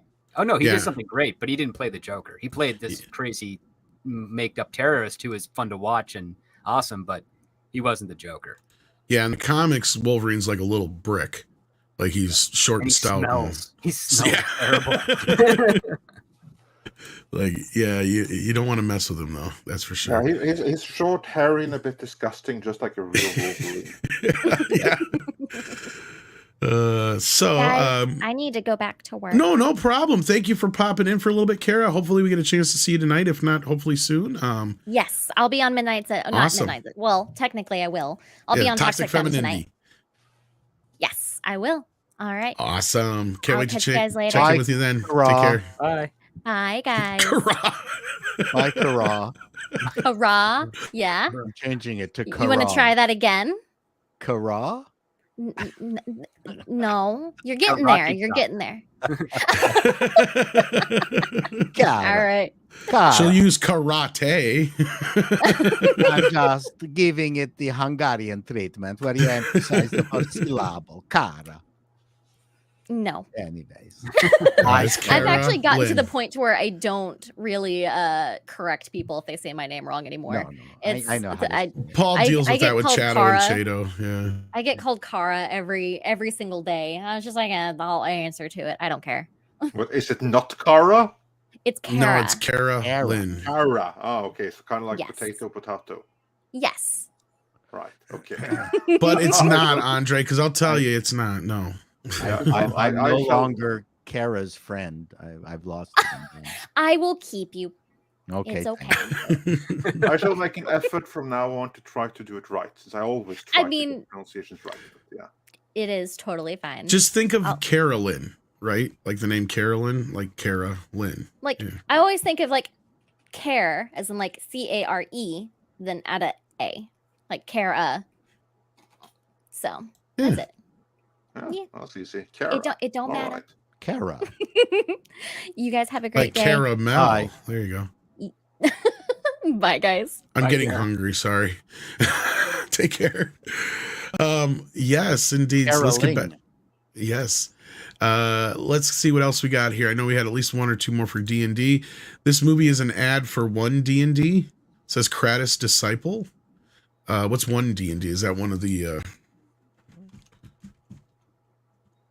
it's a play set. It's code name for the future of D&D, including rules we're updating and okay. So this is the new rules thing. Okay, gotcha. Yep. So this was the whole thing. It was maybe, I don't know. I haven't seen the movie. Nindero on says, I disagree about everyone bringing up Dritz Duro. With today's cinema, I think they will destroy his character, especially his origin, strong, dark female elves. Well, as we were saying, and now that Script's back here, we were pointing out, they were asking why wouldn't they just adapt some of these D&D novels scripts since we have it back here. And of course, we gave them the main answer, and that is because they don't want to have to pay anybody. Yeah, especially if something takes off. Yeah, these movies are expensive enough as it is. So yeah, it always comes down to money. But one thing we didn't really get into is like the originality part. Like, what's the benefits of, especially from a writer's point of view, of doing an original story instead of adapting? I mean, it shows the more creative efforts of what you're paying for from a screenwriter. There's that. The other part too is like one of the awesome aspects of D&D is the fact it's a tabletop role-playing game as well. Everybody makes up their own campaigns. So why would they not want to do something like that for a film? Yeah, that about sums it up. Mm-hmm. So let's move on. We have more topics to get to here. Yes, indeed. We've got call sign Alucard who says D&D Dritz R.A. Salvatore, if done right, could rival Game of Thrones. If want fantasy horror, War of Spider Queen. Drow as evil as hell. Well, here's the thing. If this stuff is so popular, then it would make more sense for Salvatore to try and get it adapted as something different or original and not be attached to D&D. But yeah. Or just utilize those characters and new stories so that people can say, hey, let's go read the companion stuff to get more about who they are. And, that's one way to balance it out. Same characters across different mediums with stories that are integrated with one another, but not necessarily dependent on one another. And I'm sure there has to be something to be said about the fact that it is originated as a tabletop game. It is not originated from a novelization or like Witcher, for instance, started as books.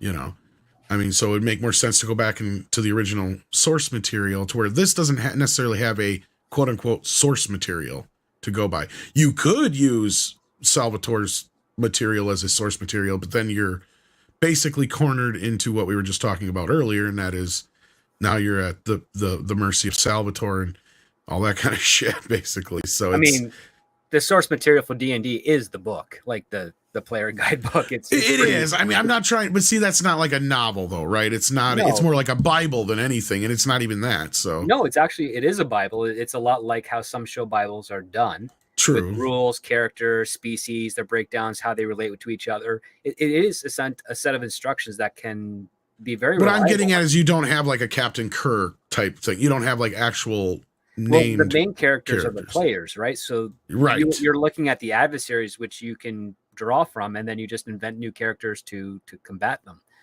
That's actually very lucrative from a screenwriting stance, because it's like, I can have a whole bunch of different new original characters face off with these very familiar villains, species, cults, alliances, what have you. And that would be the connecting thread from one iteration to another. And that's what I was getting at more so, is that D&D lends itself better to something that is Kara just said it right now in the chat. Exactly what I was going to say. It's a create your own story type of game. So in that, you don't want to have to tie yourself down to somebody else's creation already, for many reasons. And if you don't have to, then you shouldn't. So anyway, moving on. Do we have any more D&D ones left so we can get away from this story here? Because I'm about D&D'd out. We got Displacers here. You want to grab that one, Andre, while I'm looking for any more? Yeah, SDR Red Wolf says Displacers. Four-pawed felines with tentacles who can displace their visual appearance.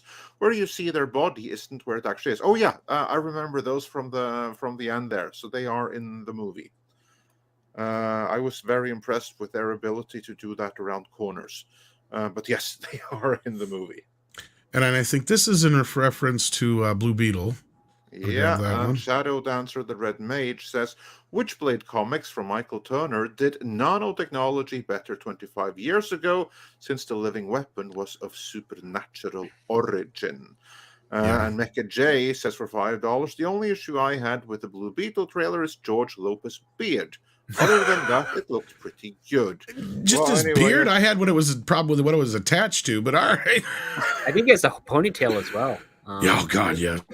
Anyway, George Lopez, and anything about him, not limited to just his beard, is the issue for a number of people. Colt Seaman is here, and he says, who's ready to do some shrooms and beat some Goomba ass in Mario movie? Woo! Or wahoo! Like Mario says. Yeah, I'm kind of excited for it. About which screening you do that with, because there's going to be kids.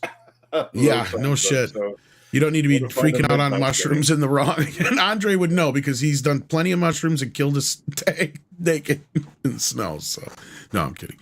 That we know of. But I think that brings us all up to speed with the other ones. The other stuff can wait till we get past this next story, because I don't think Chun-Li is in any of these super chats. But she will potentially be in a new movie. Isn't that right, Andre? Yes. We like to make a joke about Chun-Li not being in everything after that stupid journalist was complaining that she wasn't in the new Mortal Kombat. But now we have a new thing where Chun-Li actually might be, and rightfully should be. Because the rights for the Street Fighter franchise, both where film and TV series are concerned, was today, just a little more than an hour ago, announced by way of the Hollywood Reporter announced as going to Legendary, meaning that Legendary Pictures, the same company that gave us the Monsterverse and the Dune movie, now have the rights to the Street Fighter franchise. Now, no film or series has been announced just yet, but this means that a new installment of the franchise should be forthcoming in the not too distant future. Just to briefly recap, we have had two theatrical Street Fighter movies already, two live action, that is. There was the animated one from 1995. There's been an animated Saturday morning cartoon. There is, of course, the 1994 movie starring Jean-Claude Van Damme that the picture is of right here. But what is less known, because most people tend to forget, is that in 2009 there was another Street Fighter movie, namely The Legend of Chun-Li, which was meant to start its own series of like Marvel-style Street Fighter origin movies that all led up to the Street Fighter tournament. But it flopped, so it never happened. Well, and the best part of this deal is that they get Jean-Claude Van Damme with it. Like they own him now. Yeah. So no, I'm kidding. It was a joke. It was a bad joke. Yes, let's see what's going on here. Legendary is ready to unleash the sonic boom. With the studio acquiring the film and TV rights to the classic beat-em-up game Street Fighter, the studio will work with video game company Capcom on future projects. So originally, Universal did the first Street Fighter movie. Did they do the second one as well? I can't recall now. I do believe that the Chun-Li one, I mean. That did the Chun-Li one, yeah. Okay. So. Street Fighter is one of the more enduring fighting video game franchise. I'm trying to remember now, too. Franchises of all time. It began life in the 1987 arcade game Street Fighter and hit high water mark with Street Fighter 2. The 1991 games that spawned countless special editions and remakes. In all, the franchise has sold 49 million units worldwide, with a new installment, Street Fighter 6, due out June 6th. Look at that synergy. It's known for characters such as Ryu, Ken, Chun-Li, Guile, and M. Bison, each of whom have various moves and sounds such as Hadouken and that make them memorable. Hollywood has made moves on Street Fighter in the past, with Universal releasing the ill-fated 1994 film that starred Jean-Claude Van Damme and also had Kylie Minogue. It was Fox. Fox did Chun-Li. Yeah. I found it here behind the scenes. Yep, yeah. I was looking for it. I knew they'd say it probably here in the beginning. Legendary has a film distribution deal with Sony, has Dune Part 2 due out November 3rd. Its deal for Street Fighter comes as a video game adaptations have found success in recent years. Paramount's Sonic film, Sony's Uncharted. Was Uncharted really a success? And HBO's Last of Us, all cutting through various degrees. On Friday, Universal will try its luck with Super Mario Brothers. First time in 30 years, the gaming giant Nintendo has teamed with a Hollywood studio to put out... Okay, now look, this is freaking weird, guys. This is like 30 years ago all over again. We're headed right down the same road. Yeah, it's this part of the 90s, the 94 to 98. Yes. So they better hope this time the video game movies work. Yeah. This is like deja vu. Well, history repeats itself in some ways. And you know what kind of like my first thought on this is that now we have a company that's really serious about Street Fighter, or about their properties picking up Street Fighter. Meanwhile, Warner has had Mortal Kombat for who knows how long. They started it in 2021 with their reboot, and they were promising all of these other spin-offs and what have you. Where are they? I mean, I can see now quickly that Street Fighter is going to have the upper hand over Mortal Kombat again. I think COVID happened, honestly, Andre, because as far as I know, the stuff is still coming, but I liked the Mortal Kombat movie. I was one of the few who liked it, too. I liked it, too. I wish I hadn't read parts of the script and stuff that script had sent me after the fact, because I'm like, this is a much better film, but yeah. Yeah. Dave Callahan's rewrite on it kind of ruined some of the aspects to it. But one thing I can give props to with regards to studios is that they're remaking the bad video game movies, which is what you kind of want to do. They're not trying to, reinvent something that was a classic, essentially. Well, none of these video game movies really hit to begin with, right? Mortal Exactly. Kombat was the anomaly at that time. But it was the soundtrack that did it. Yeah. Oh yeah, it helped big time, and the fact that it was PG-13 and teen boys. We were playing the techno track from that for forever. Well, I was playing it in the club before it even was the movie. Sure. Oh yeah. But like, yeah, we all went to see that movie. That was one of the few movies that we sat through twice in a row because we missed the first few minutes. So we asked the usher guy if we could stick around just to watch the first few minutes again, and we ended up staying through the whole thing again because we just loved it. It was just one of those movies at that time, but Street Fighter sucked, Double Dragon sucked. I was shocked at how much fun Mortal Kombat was. I really was utterly shocked. Yeah. We're lucky that movie even got made. Christopher Lambert was in it as it was just what? And I have to say though, on Street Fighter, when I was a kid and I saw Street Fighter in theaters, because in Norway, I don't know that Mortal Kombat ever came to theaters. I think that went straight to VHS. That's where I saw it the first time. Oh, wow. But Street Fighter, that actually did get a theatrical release in Norway. And yeah, I know it's bad and everything, but I enjoyed the hell out of it. I had so much fun with that movie when it came out. I'm excited to see what they're going to do with this. And you're right. Yeah. Like, the only thing I feel we're missing right now is where's my Double Dragon? Because if you go back in history, first you had the Super Mario, and then you had Double Dragon. You had the Double Dragon, Street Fighter, and then Mortal Kombat.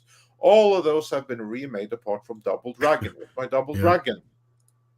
Yeah, and that one actually probably has the most potential. Like Street Fighter, you're right, Andre. Like the original movie, as cheesy and bad as it is, at least it pretty much follows the video game.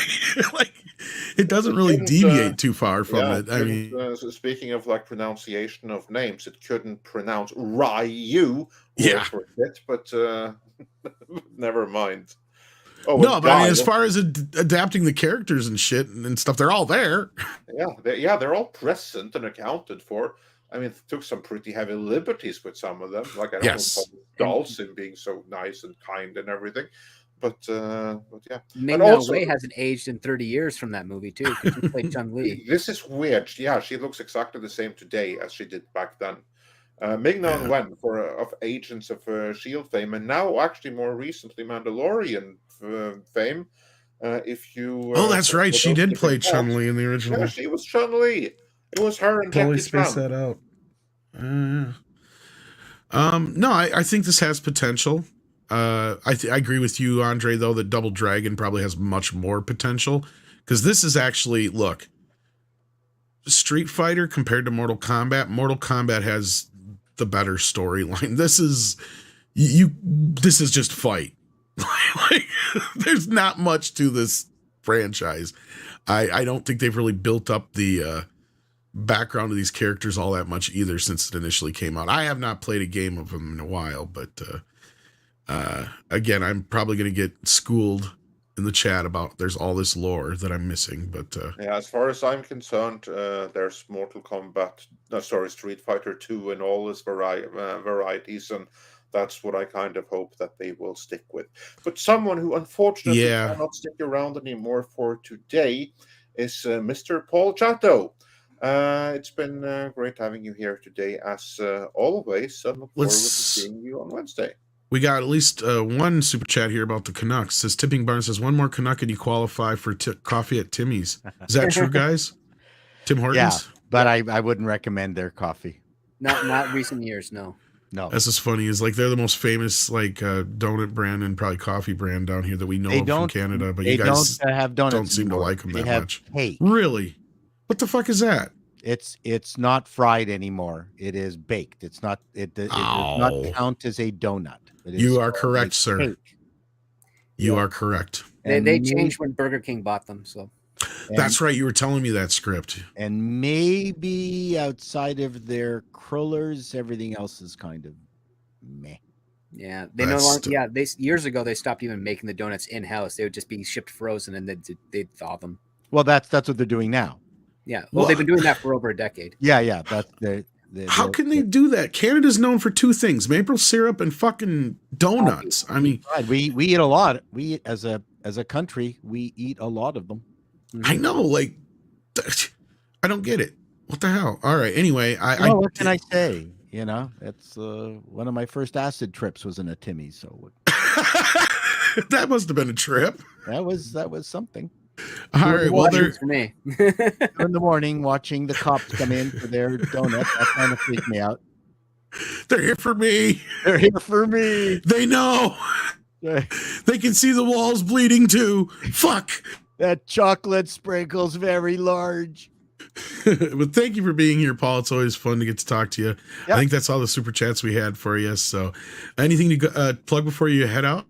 No, I'm making a fun video as I'm at about 500 and change before 100,000. So I came up with I think a very funny video, just talking about the last part of the marathon is always the most difficult, the last few kilometers. So, and I talk about the fake perks that YouTube will be giving me as I'm having, and I'm going after other YouTubers.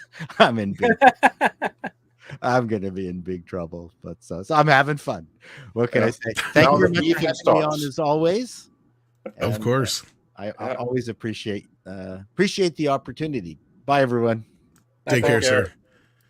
So yeah, Andre, anything else to say about the Street Fighter film? Because it sounds like it might be building to more than that. Because like the studio will work with Capcom on future adaptations as well. Other things are just Street Fighter here. It doesn't say. Well, Capcom, they do have some cool properties. They do have more than just Street Fighter, yeah. Yeah, I mean, for instance, they have Castlevania, which right now they have is Mega Man too on Netflix. I think Nintendo Mega Man, or did they lose the rights to that? I think Nintendo owns Mega Man now. I could be wrong though. It started out with Capcom. I might be thinking of Metroid. I think I'm thinking of Metroid. Yeah, because people are saying Mega Man in the chat. You're right. You're probably right, Script. Yeah. Yeah. Well, and then there's some exciting things. Also, for all the anime fans out there, come to think of it, my favorite anime of all time actually is Street Fighter the animated movie. That one is awesome. I vaguely remember that. I do like that one. No, I think this has potential. And it's funny that this is happening because we just talked about this, last week? Where we were talking about, or was it the week before, where we were saying like superhero movies are on the way out. So like video game movies might be on their way in. Yeah, and it certainly would appear so. But let's see how they fare. But I do think that Super Mario is really going to strengthen it after Dungeons and Dragons maybe didn't set the house ablaze. It appears that the video game film market is going to be directed more to the youthful audience and family, as opposed to the serious take that the superhero films are trying to do.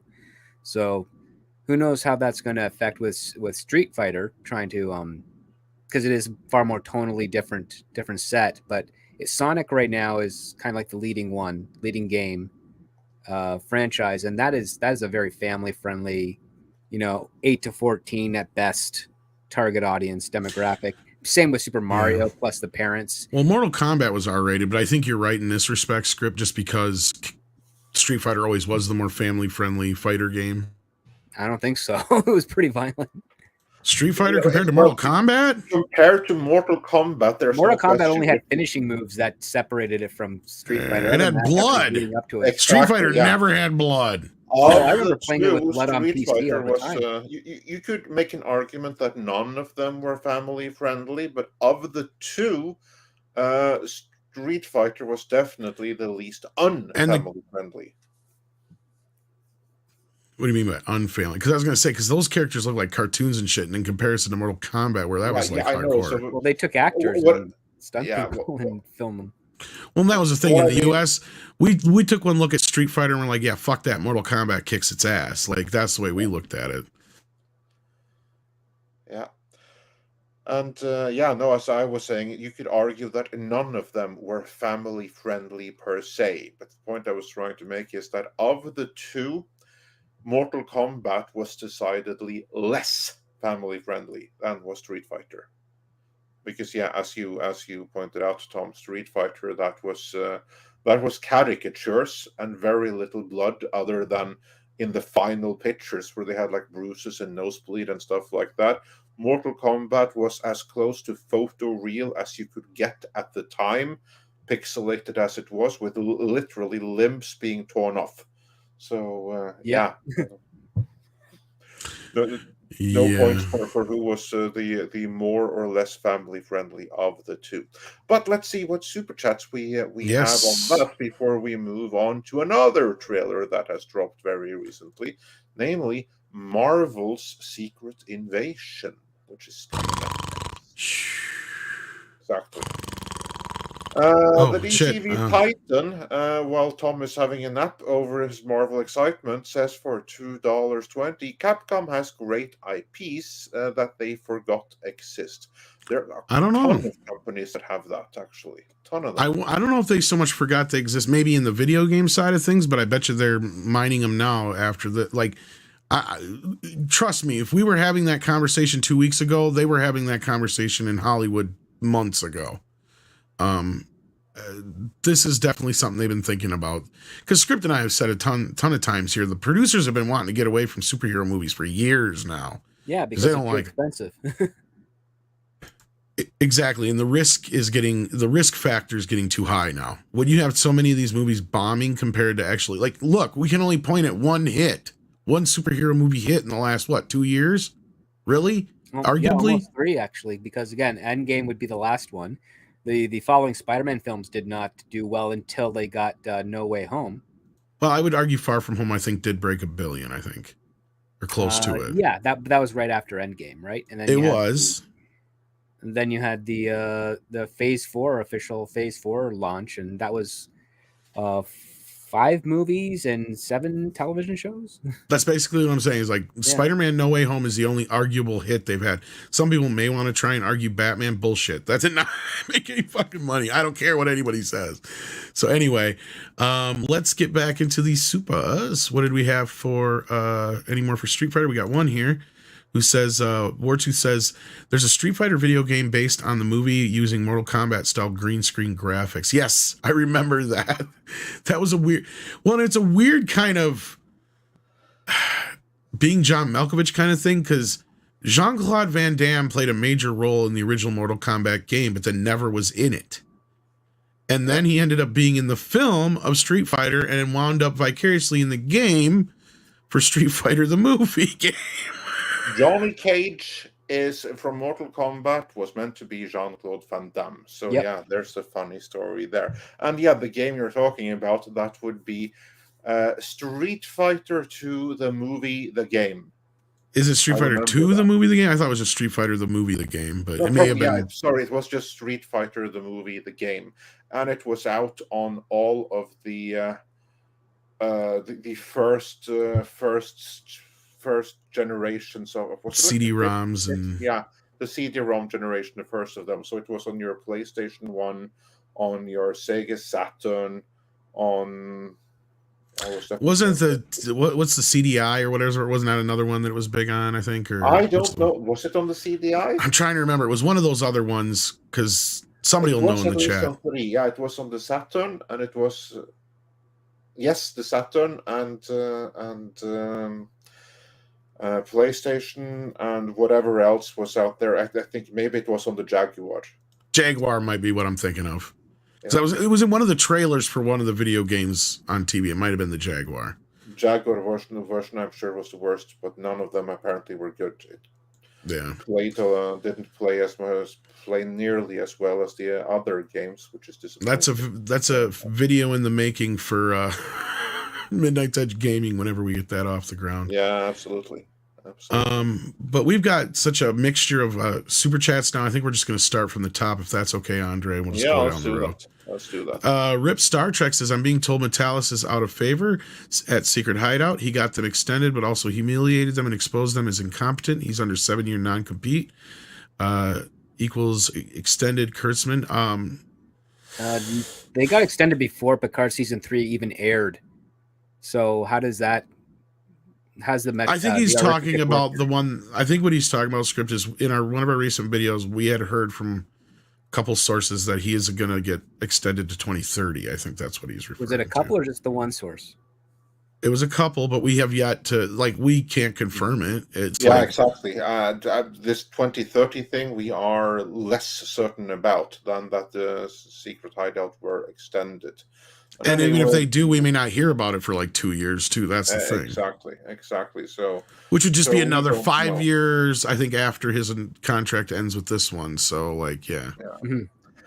But as to the particular claim here, again, this is not something that I'm able to vet or claim or something, but that secret hideout would have kicked Metalis to the curb now when they're back in again. So everyone that was watching Picard for him and supporting it for him, and then they get everything but him.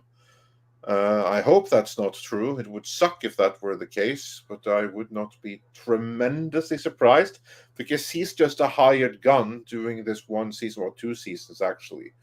It would be season and a half essentially. But here's the other part too. The positive critique that's coming from Picard, it's not going to be maintained through the next set of series that are dropping by. Oh no. Paramount is well aware of that. Are they?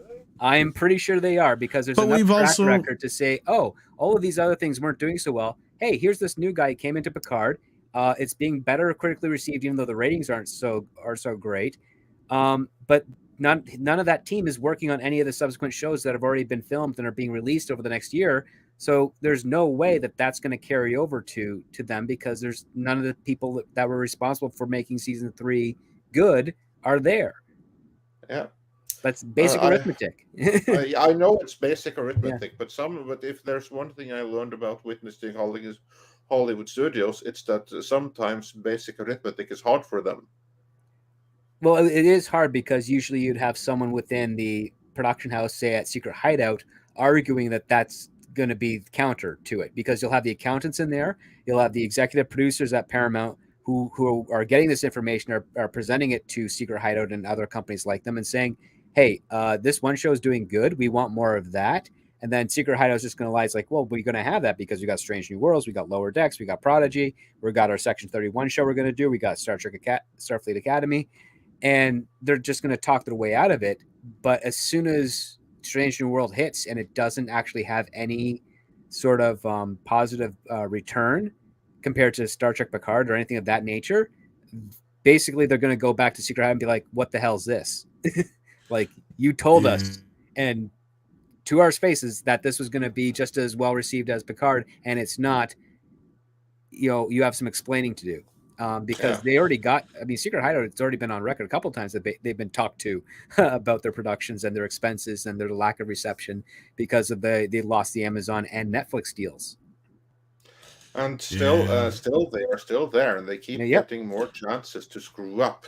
And then Paramount is going to see one more time, 2-3 years down the line. You told us this was going to be as well received as Picard, to which Kurtzman can then say, well, you bought into us, suckers, and you already paid, so screw you guys. Because, go ahead. Sorry, Andre. Yeah, no, really, there's not much more to say about it. I'll say this.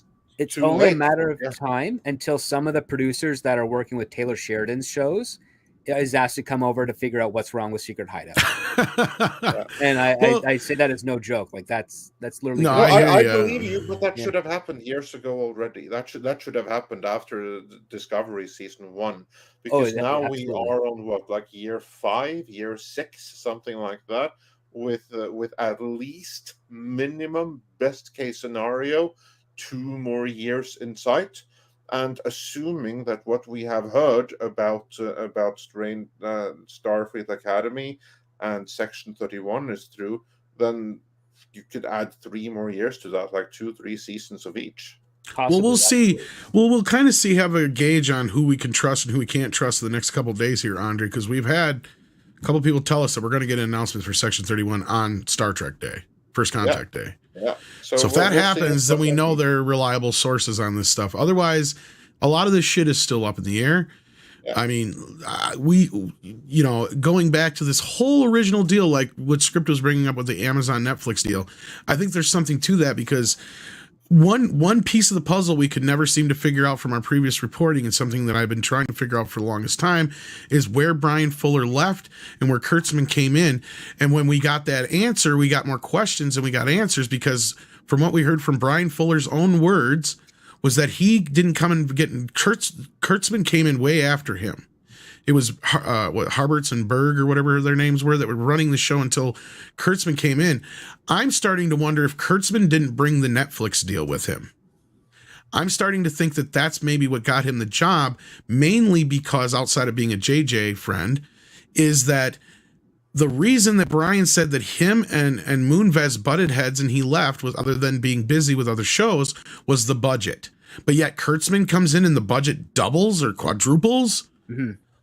That makes no fucking sense unless Kurtzman comes with some huge fucking deal from Netflix, which, as we've heard, paid for the entirety of the show. And he says Fuller got the Netflix deal. I don't know. I'd have to check into that. Fuller could, because again, wasn't Hannibal getting licensed to Netflix around the same But then time? that makes no sense of why they would get into arguments over the money, because then the money should have been there. And when the Star Trek, that's what I'm saying, because Star Trek Discovery was the most expensive fucking TV show of all time when it aired. There was no show with budgets. It was like $8 million to $10 million an episode. It was fucking insane. One episode was the budget of a season of Star Trek, essentially, or a half season of Star Trek traditionally. So to me, I'm like, that makes no sense. If Fuller had the money, then why would there be an argument? Like, and I mean, again, I have to go back and look at things, but it's been something that's been bothering me ever since I heard that, because to me, we've always been under the impression that Fuller got booted by Kurtzman. That's not the case, according to him. So anyway, moving on, we've got Coffee Lover, who's been here for 3 months. Hopefully you're loving your coffee this morning, because it has been a doozy. We've got a little bit more to talk about yet. The morning's not over, folks. Granite Man says, not true, Kennedy taken over from Iger. I'm not sure which one this is referring to, but was there some April Fool's joke about Kennedy taking over the studio, or is this something completely I'm missing here? I have no clue. I'm missing that too. Yeah, you'll have to add us, Granite Man, with what you mean by this, unless it was a joke we missed at the time or something. Sorry about that. Then we got Colt Seaman here, says, morning, gentlemen. Sorry I haven't been active. Was busy with my sister's wedding this weekend. Oh, no worries. Congratulations. Can you give a shout out to Kara and her first husband, Austin? And yes, it was on April Fool's Day. Uh-oh. Does that mean it doesn't count? Does it make it easier in a divorce? Like, the prenup is null and void, I guess. Yeah. We got married on April Fool's Day. I didn't mean a goddamn thing I said, Your Honor.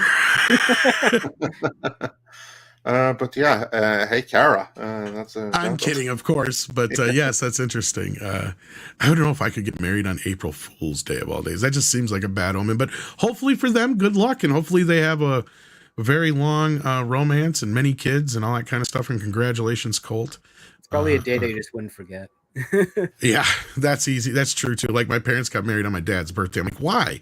My dad said, so I wouldn't fucking forget it. So I'm like, oh, it makes sense. Huh? But I was like, make the one day about yourself about her now, but okay. But yeah, anyway, we got JW6577. I've been a member for 5 months. Thank you so much. We appreciate that. Then we got Ashen Khan, who says, is it true that Kathleen Kennedy groomed for CEO of Disney? Okay, is this what's going on? I think this was an April Fool's joke. This has to be someone making an April Fool's prank or something. I think that I saw an April Fool's joke to this effect. 6, if you know anything about it, please pop in and tell me about it. But yeah, I saw something, I think, the other day about the same thing. I'm like, yeah, I can smell that April Fool's joke a mile away. Yeah, no, that's complete bullcrap. Yeah, I think somebody put out an article saying that Kathleen Kennedy had taken over for Bob Iger. Was it Babylon Bee? No. Actually, I think there's a Reddit thing, too. I think they copy and pasted it into like a Deadline article or something like that. Was it you or somebody else who sent me some Reddit thing too? And No, I think it was somebody else, because I said the same thing. It was like, at first, if you start reading it, it was like, okay. And then all of a sudden it was like Kathleen Kennedy becoming the CEO of Disney and some other shit's in there. I'm like, you got April fooled, clearly, because none of this shit's real. There was some other stuff that was a dead giveaway, but yeah. Yeah, I didn't believe anything on April Fool's Day. I'd look down at the scale and I wouldn't believe the number. Like, on April Fool's Day, I generally stay off of social media. There's no reason to be on it. Yeah, no, I can't stand April Fool's Day. So yeah, no, don't believe anything on April Fool's Day, and don't never release anything of any kind of importance on April Fool's Day either, because no one's going to. No, that's why the first thing I did, anything that anybody sent me on April Fool's Day, was check the date on it. And then if anything sounds too good to be true, then that's a dead giveaway right there. But yeah. Callum Lyle says, did you watch the Cuphead show? I recommend it. I have not yet. I'm the Devil's Song. It's only a minute long. I will check that. Thanks for reminding me, Callum. I totally spaced that out. I will try to remember to do that. Has anybody else got a chance to see Cuphead yet? No, you send me the link when you find it. Nope. Yeah, I totally forgot about it. It's my bad. A few people have told me to watch Cuphead now. Kathleen Morrison has been a member for 2 months. Thank you so very much. Pilgrim Media has been a member for 1 month. Thank you much. And speaking of Pilgrim Media, he sent us in a $2 super chat and says, Midnight's Edge, am I wrong for enjoying Disney's pain? No, that's called Schadenfreude. Or what is it? Exactly. Schadenfreude. Yeah. Schadenfreude. And as we like to say, there's no Freude like Schadenfreude. And Disney, you can make an argument for enjoying your pain. So why should you not enjoy theirs? Yes, remember the drinking fanboy tears bits and all that kind of stuff. Oh, yeah. Don't think these people weren't doing the same shit then. So, no, you're very justified. Midnight Sun says, hello, everyone. What do you think Lucas saw in Kennedy to appoint her to Lucasfilm? Do you think he would do it again if he had the chance? I think for the second answer, no. First answer, it made complete fucking sense at the time on paper because they had worked together on Indiana Jones. So I'm sure he felt that she would try to make sure that that would be taken care of. And he probably felt that she would honor his legacy. I doubt he had any clue what was in store for his franchises. I don't know if anybody else agrees or disagrees with that, but I think that's the best way to put it. I agree completely with your assessment there. But I would be curious to hear what Script has to say. Oh, no, I think it was good on paper, but I also think that Bob Iger cajoled a little bit of Lucas to select her as well, because they also had a decent relationship prior to the recent events. Because, again, it was, as I mentioned, it's been very before, Rick McCallum was president of Lucasfilm for many years, and he left in the most quiet of ways possible, which is unheard of in Hollywood. You know, one of the biggest independent studios ever to exist, with one of the biggest franchises ever to exist, and the president just ups and leaves, and there's no trade article about it, nothing to that. In fact, he basically leaves to go to Europe and start his own independent production company. I'm very curious about the story regarding that, and part of me thinks it has something to do with Lucas eventually saying that he's going to sell Lucasfilm, and that Rick wouldn't be actually working for George anymore. He'd be working for people he probably didn't agree with and didn't want to be yes men to. That could very well be, and you've made that point before, Script, and that's something I've thought about. And I mean, for better or for worse, Rick McCallum was the guy who was there through the special editions and the prequels. He got his feet wet with Young Indiana Jones Chronicles. He may have been bad with regards to like saying yes to everything that George wanted to do, but the other part too is thinking, well, if he was still president of Lucasfilm and it was under Disney and they wanted to do something, part of me suspects he'd go to George and be like, this is what they want to do. What do you want me to do? And he'd probably be still a yes man to George even after the fact. Yeah, that might be, Script, that's probably the most likely of angles, is that Bob knew that he would be too loyal to George and George's vision and what George held most important to the Star Wars series. And he knew Kathy was somebody who would go against that. So I think you're right. I think Kathy, at the end of the day, we might learn more about this in the future, that Kathy was more or less pushed onto George. Part of me thinks that it's a conspiracy, that Kathleen Kennedy and Bob Iger kind of worked together to get Lucasfilm for Disney, with her to be the most powerful president of a subsidiary studio, and they each had their own agenda that aligned at first, but then when Kathy failed to perform, Bob decided to distance himself. Let me take you through a little scenario real fucking fast as I can.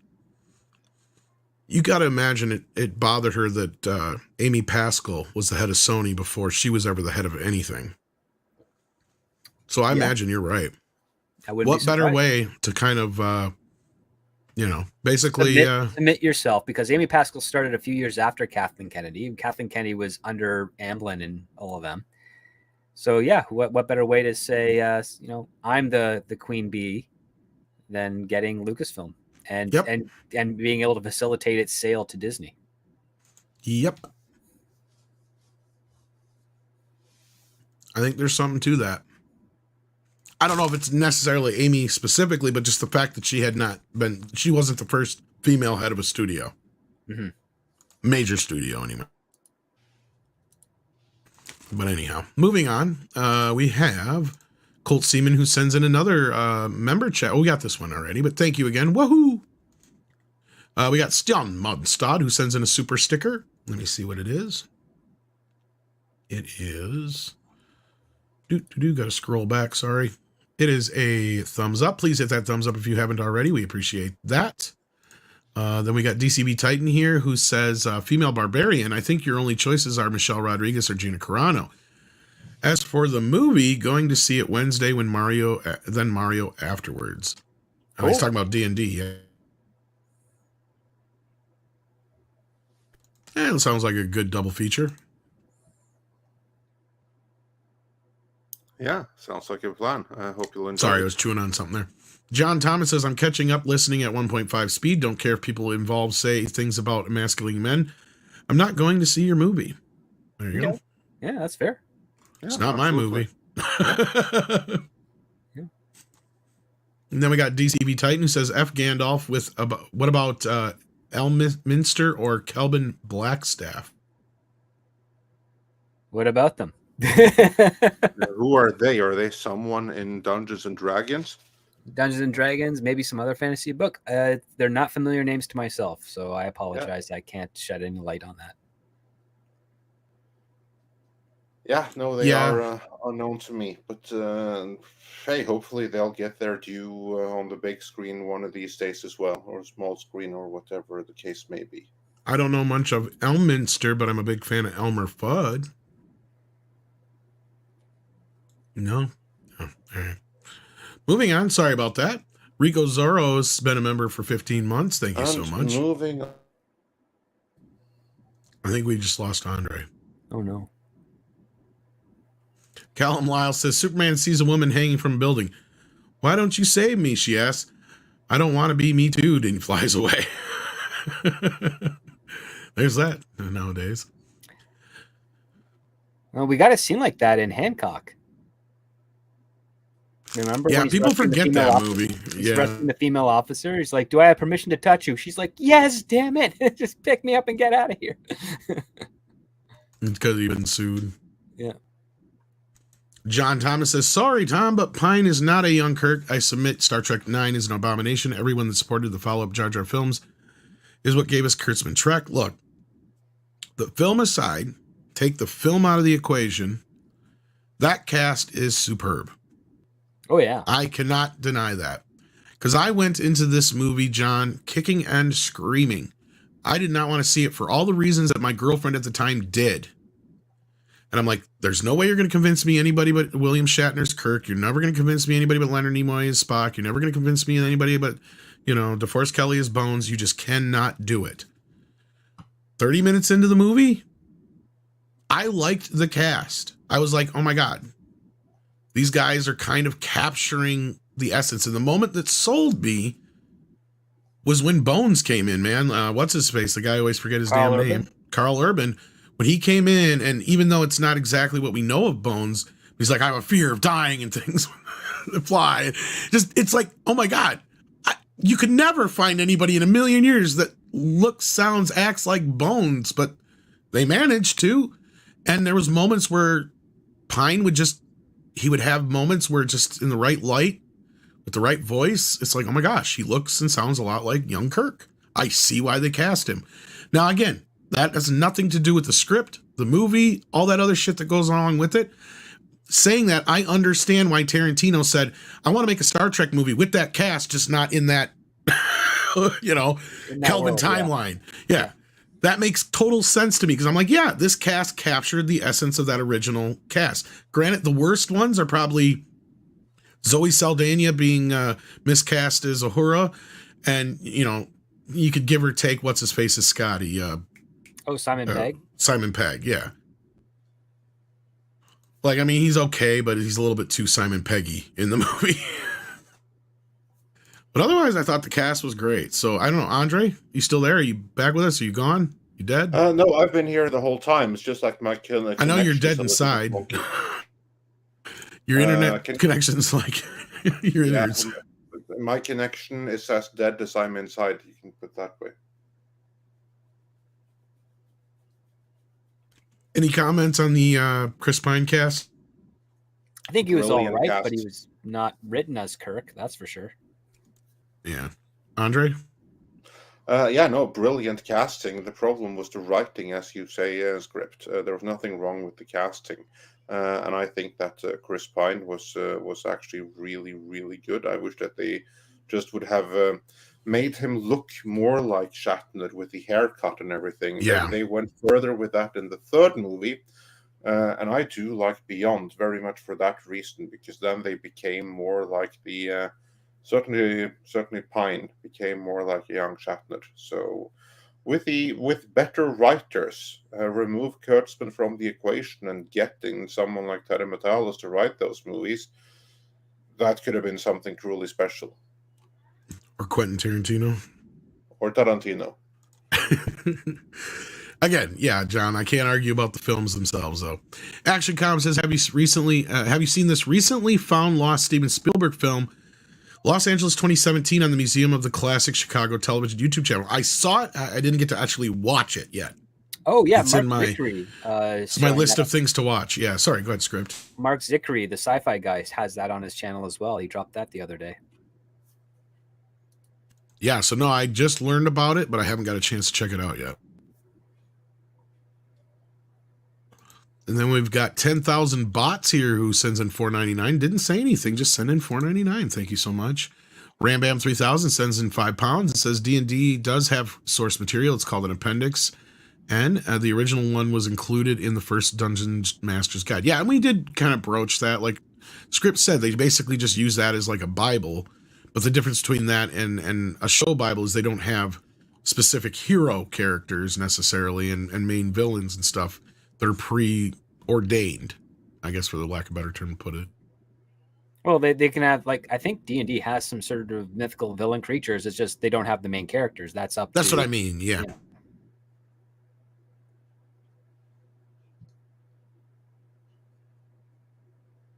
And on that note, because it was on the whole Salvatore novels business, Jaeger sends in 10 and says, Hasbro owns all the R.A. Salvatore novel outright. All the D&D books are work for hire. They apparently do not want to try and adapt their most popular novels for anything outside of bad video games. Well, in that case, I guess it's all on them. Mm-hmm. Yeah, on their own heads be it. Mr. Tickletrunk says, for you, it was the most important day of your life. For me, it was a Wednesday. Here, have some bison bucks. Get yourself something nice. Well, thank you so much, Mr. Tickletrunk. Bison bucks are nice. We like them. Better than Biden bucks. Yeah. At this point, the bison bucks will soon be worth more than the Biden bucks, especially when that's actually I'm not. That's for Rumble, but the mismanagement is pretty shocking. I'll just leave it at that. Gonzalo Bergali sends in a member chat and says, can't wait till they redo Double Dragon. Yeah, we were discussing this earlier. I'm sure that's when you sent it. It has potential, though. That's the thing. The original Double Dragon movie isn't the worst of the adaptations. Wolf in it, right? Yeah. It's just the most flat. It's the one that Cyberpunk 2, wasn't it? It might have had a little bit of that element. I think the other problem was it just didn't really necessarily understand its source material all that well.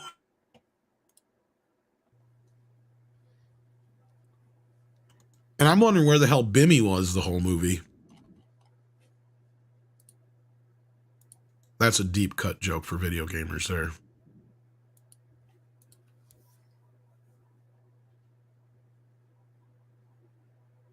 Anyhow. We've got call sign Alucard, if you can grab that one on. My connection is a little bit wonky, but I'll try here. Call sign Alucard says for $19.99. Thank you so much. Dungeons and Dragons game set base Y. Novels added the Earth, formed the whole history of Heroes to Earth, and added 2 source books. Dungeons and Dragons would be not without authors and third-party publishers, been driving source of cash and ideas, which is why OGL was a big deal. They want to steal ideas.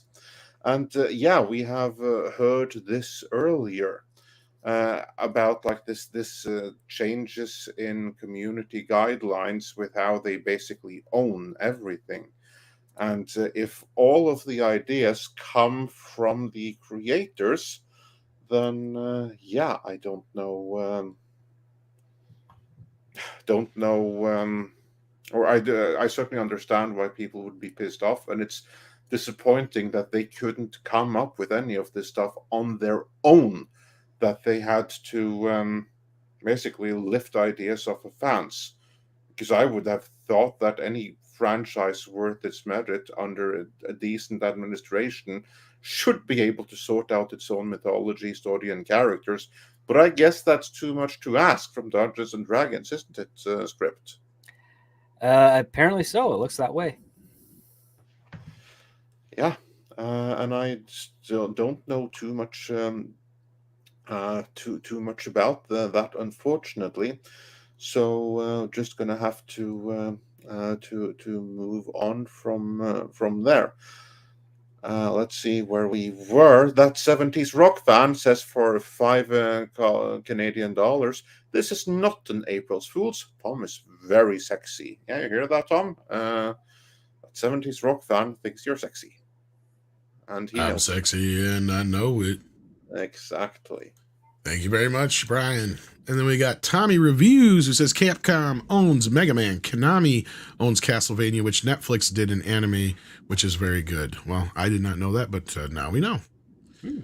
The more you know. Midnight's Edge, hello, Andre, Script, and all, says Donnie Pearson. Hope everyone's weekend is well, despite my dad's passing. I remember you saying this, Donnie. I am so sorry to hear about your loss, my friend. Exactly. That's why I highlighted. I just wanted to, on air, express all our condolences. Yes. So prayers to you and thoughts with your family, my friend. Pilgrim Media says, is Kennedy incompetent, vindictive, or both? Both. Well, when it comes to sci-fi fantasy genre, she's displayed competence, and maybe there's a vindictive aspect to that as well. Yeah. I always like to say one does not have to rule out the other. Mm-hmm. Yep. That's my hunch. John Thomas says, Lucas hired Darth Kennedy on Spielberg's word. I said it before. She has dirt on people. Spielberg was one of the most offended at Gervais's Epstein rant. Or Gervais's Epstein rant. Was he? I think that quite a lot of people have been offended by Ricky Gervais' various rants. I was going to say, I think Jimmy Kimmel has the crown for that shit. He did it at the fucking Oscars, of all places. Yeah. Yeah, I don't know who is the most offended. I just say that there's plenty of people in Hollywood that went on various trips to that aisle, and not all of them men, I might add. So, and I mean, look, here's the thing with Spielberg, and again, I'm not trying to go down this road, but there's at least 2 or 3 people that probably could have said something by now if there was, and one of them was trying to get attention for such things, and didn't, and has worked with Spielberg several times. So, just saying. Mm-hmm. Yeah. Yeah. I don't think you need to say much more than that. I think you can kind of read between the lines there. E. Clay Thomason says, Andre, what can you tell me about the new Netflix series War Sailor? It is somehow related to the Norwegian Norwegian film Chris Gez. You're going to say that one. Yeah, that. Actually, yes. This is a new Netflix production. It's a mini series, and that mini series, The War Sailor, was cut together into shorter running time for theatrical release in Norway, where it was released as Krigsseileren, which means literally War Sailor. So yeah, they are the same. The series War Sailor, you can say, is the extended version of the movie Krigsseileren. Is it worth watching? Honestly, I don't know. I haven't seen the movie yet, nor have I seen the series, so I couldn't tell you. That it's Norwegian, but can go either way. So I would have to see it myself before I can give any clear recommendations one way or the other. It has a really good cast, though. I will say that. I mean, some of the people in that movie, they are absolutely international Oscar level caliber. But beyond that, I have to see it myself before commenting any further. Yeah, and Kid Krig's sounds like something I say just before I throw up, but yeah. Hyper Guyber 2 says a fire broke out on the set of Rings of Power. Yes, it did, and we had that in our possible notes to talk about. Yeah, let's bring that up since we have it here. Let's bring up that story let's now. see, where is it at here? God doesn't want this to continue either. I think so. At this point, he's killed a horse and decided to try and burn the set down.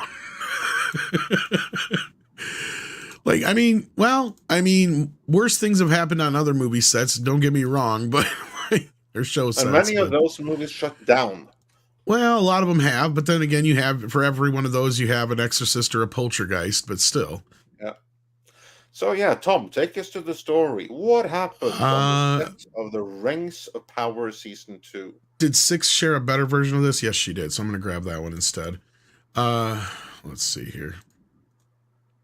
This comes via The Hollywood Reporter.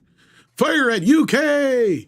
Studio briefly disrupts Lord of the Rings filming. A warehouse on Bray Studios lot caught fire Monday. Fire Monday at the studio complex where Lord of the Rings of Power is shooting its second season halted production for a time. Prime Video series filming at Bray Studios in United Kingdom, having moved its production hub from New Zealand, where season 1 was based. I wonder if people from New Zealand are just trying to sabotage them. And where Peter Jackson's film series was shot. Shortly after noon GMT on Monday, a fire started at the warehouse on the lot. Sources say a warehouse is near the outer edge of the backlot at Bray Studios. Filming on the Rings of Power stopped for about an hour, but was able to resume, and none of the cast or crew was in danger. So there you go. A statement from the Royal Berkshire Fire and Rescue, which handled the fire call, reads, at 12:26 p.m. on Monday, 3rd of April, we received reports of a fire at Bray Studios near Windsor. Royal Berkshire Fire and Rescue Service crews from Brax, blah, blah, blah, blah, blah, blah. Everybody's fine. Okay. Anything more you want to read into it? No. I think that somebody was smoking a doobie and threw it in the fucking trash can, okay? Probably. But still, I did like Script's interpretation that this is a sign from... I know, me too. That maybe you don't want to carry on with this interpretation, and maybe it's the ghost of Tolkien itself who tries to find some way to make with this. Smaug came in and burnt the whole set now.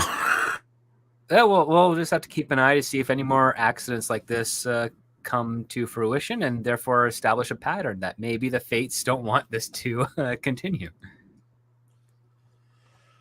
Yeah, so the fates are in complete agreement with the fan base, is what you're saying. Script's right. We need 3 for a pattern. Yeah. So I mean, technically, we had the horse tragically pass away. That's only 2 so far. And so just coincidence. The fire, so we're at 2. What's going to be the third? Yeah. And maybe there's third irony, and then it's a pattern at 4. No, I don't know. Well, I'm kidding. The military considers the first time an accident, the second a coincidence, and third enemy action. Yeah. I think we're waiting for the That's third what I was kind of getting at. Like, by the time you get to the third point, it's like there's a pattern here. Like, but don't get me wrong. These things, I mean, again, not to be too conspiratorial or anything like that. These things do happen on sets. There's plenty of bad things that happen on good movies and shows too. People just don't always talk about them. It's just, it's just one of those things that I think it's funny to have a bit of especially since nobody actually got hurt, right? Like that's the main thing here. Sadly, the first story we heard, a horse died, which is sad. But in this case, at least nobody got hurt. Everybody's fine. The worst part about this story is they actually were able to resume filming about an hour afterwards. Yeah, I agree. That is the worst part of the story. That's the tragedy here. As soon as we have made sure that no people got injured, because we don't want that, then that's the sad part here, is that there was no proper delay even. Yeah, too bad they didn't lose a set, so they had to start over and rebuild it. I do think that the security people need to do better. I mean, they should have sent everyone home for the day just to play it safe. Yeah. Give everybody the day. Hell, give them the week off. Put them a week behind schedule. That'd be great. Well, let the insurance investigate the fire, and when they find out it was done with ill intent, not an accident, then you got some real intentionally. We're gonna burn this motherfucker down. Jesus Christ! Yeah, they can't get insurance money for the disasters. Who built this with fire retardant fucking materials? Jesus Christ! It was determined to be arson, intentional arson. Yeah. The horse didn't kill. Well, we don't know for sure. It was a heart attack. I mean, it could have been self-induced. I don't know. Not to joke too much. They rode that horse very hard. I think it was exhausted. Sadly, I think would be that, or either it was just natural, but I'm assuming probably more so exhausted. It's a tradition for horses in Hollywood. So either being tripped and can't getting up again, or being ridden to exhaustion. This has happened more times. There's a reason why you get like this. No animals were harmed during the making of this movie. Notifications. A lot of animals had to give their life so that you would get those notifications, especially horses. And I guess they can't put that on Lord of the Rings now, anyway. So, not really. Yeah, no, they better not to. Let's be on the lookout for it. No, I'm confused because I couldn't tell from the story at the time. It must have happened just recently then, because I thought the original horse story was something from the first season. It was just finally being reported. So, or is that something that just happened? Does anybody know for sure? Because I thought they were just finally reporting on it because they had investigated it and found out that the horse had died of a heart attack, and that's why. But I don't remember the whole story now. So if somebody knows out there in the chat, but if this is all happening in the second season of this, that's pretty wild. That's somebody upstairs getting to the point where they're telling you, just knock it off. Enough is enough. We'll have to see how this pans out for them. Monkey Jeebus has been a member for 14 months. Hey, Monkey Jeebus, how you doing? John Thomas says, Andre, saw an ad for World War II Yahtzee movie. I thought it was Finn, but they were Axis because of USSR, so maybe it was Norwegian partisan graphic kills. Is this the Sisu? Sisu. I would imagine that the one that you're talking about here is Sisu, in which case it is a Finnish movie. But there's a Norwegian connection nonetheless, because the guy who plays the head Yahtzee is a Norwegian actor. Yeah. And if there was an older movie you saw, which was graphic, and now we're talking really like 20, 30 years old here, then it could have been another Finnish movie about the Finnish Winter War against Russia. Because like the most bloody front in the Nordic was actually in Finland, when the Russians decided that, Moscow is just a little bit too close to the Finnish border.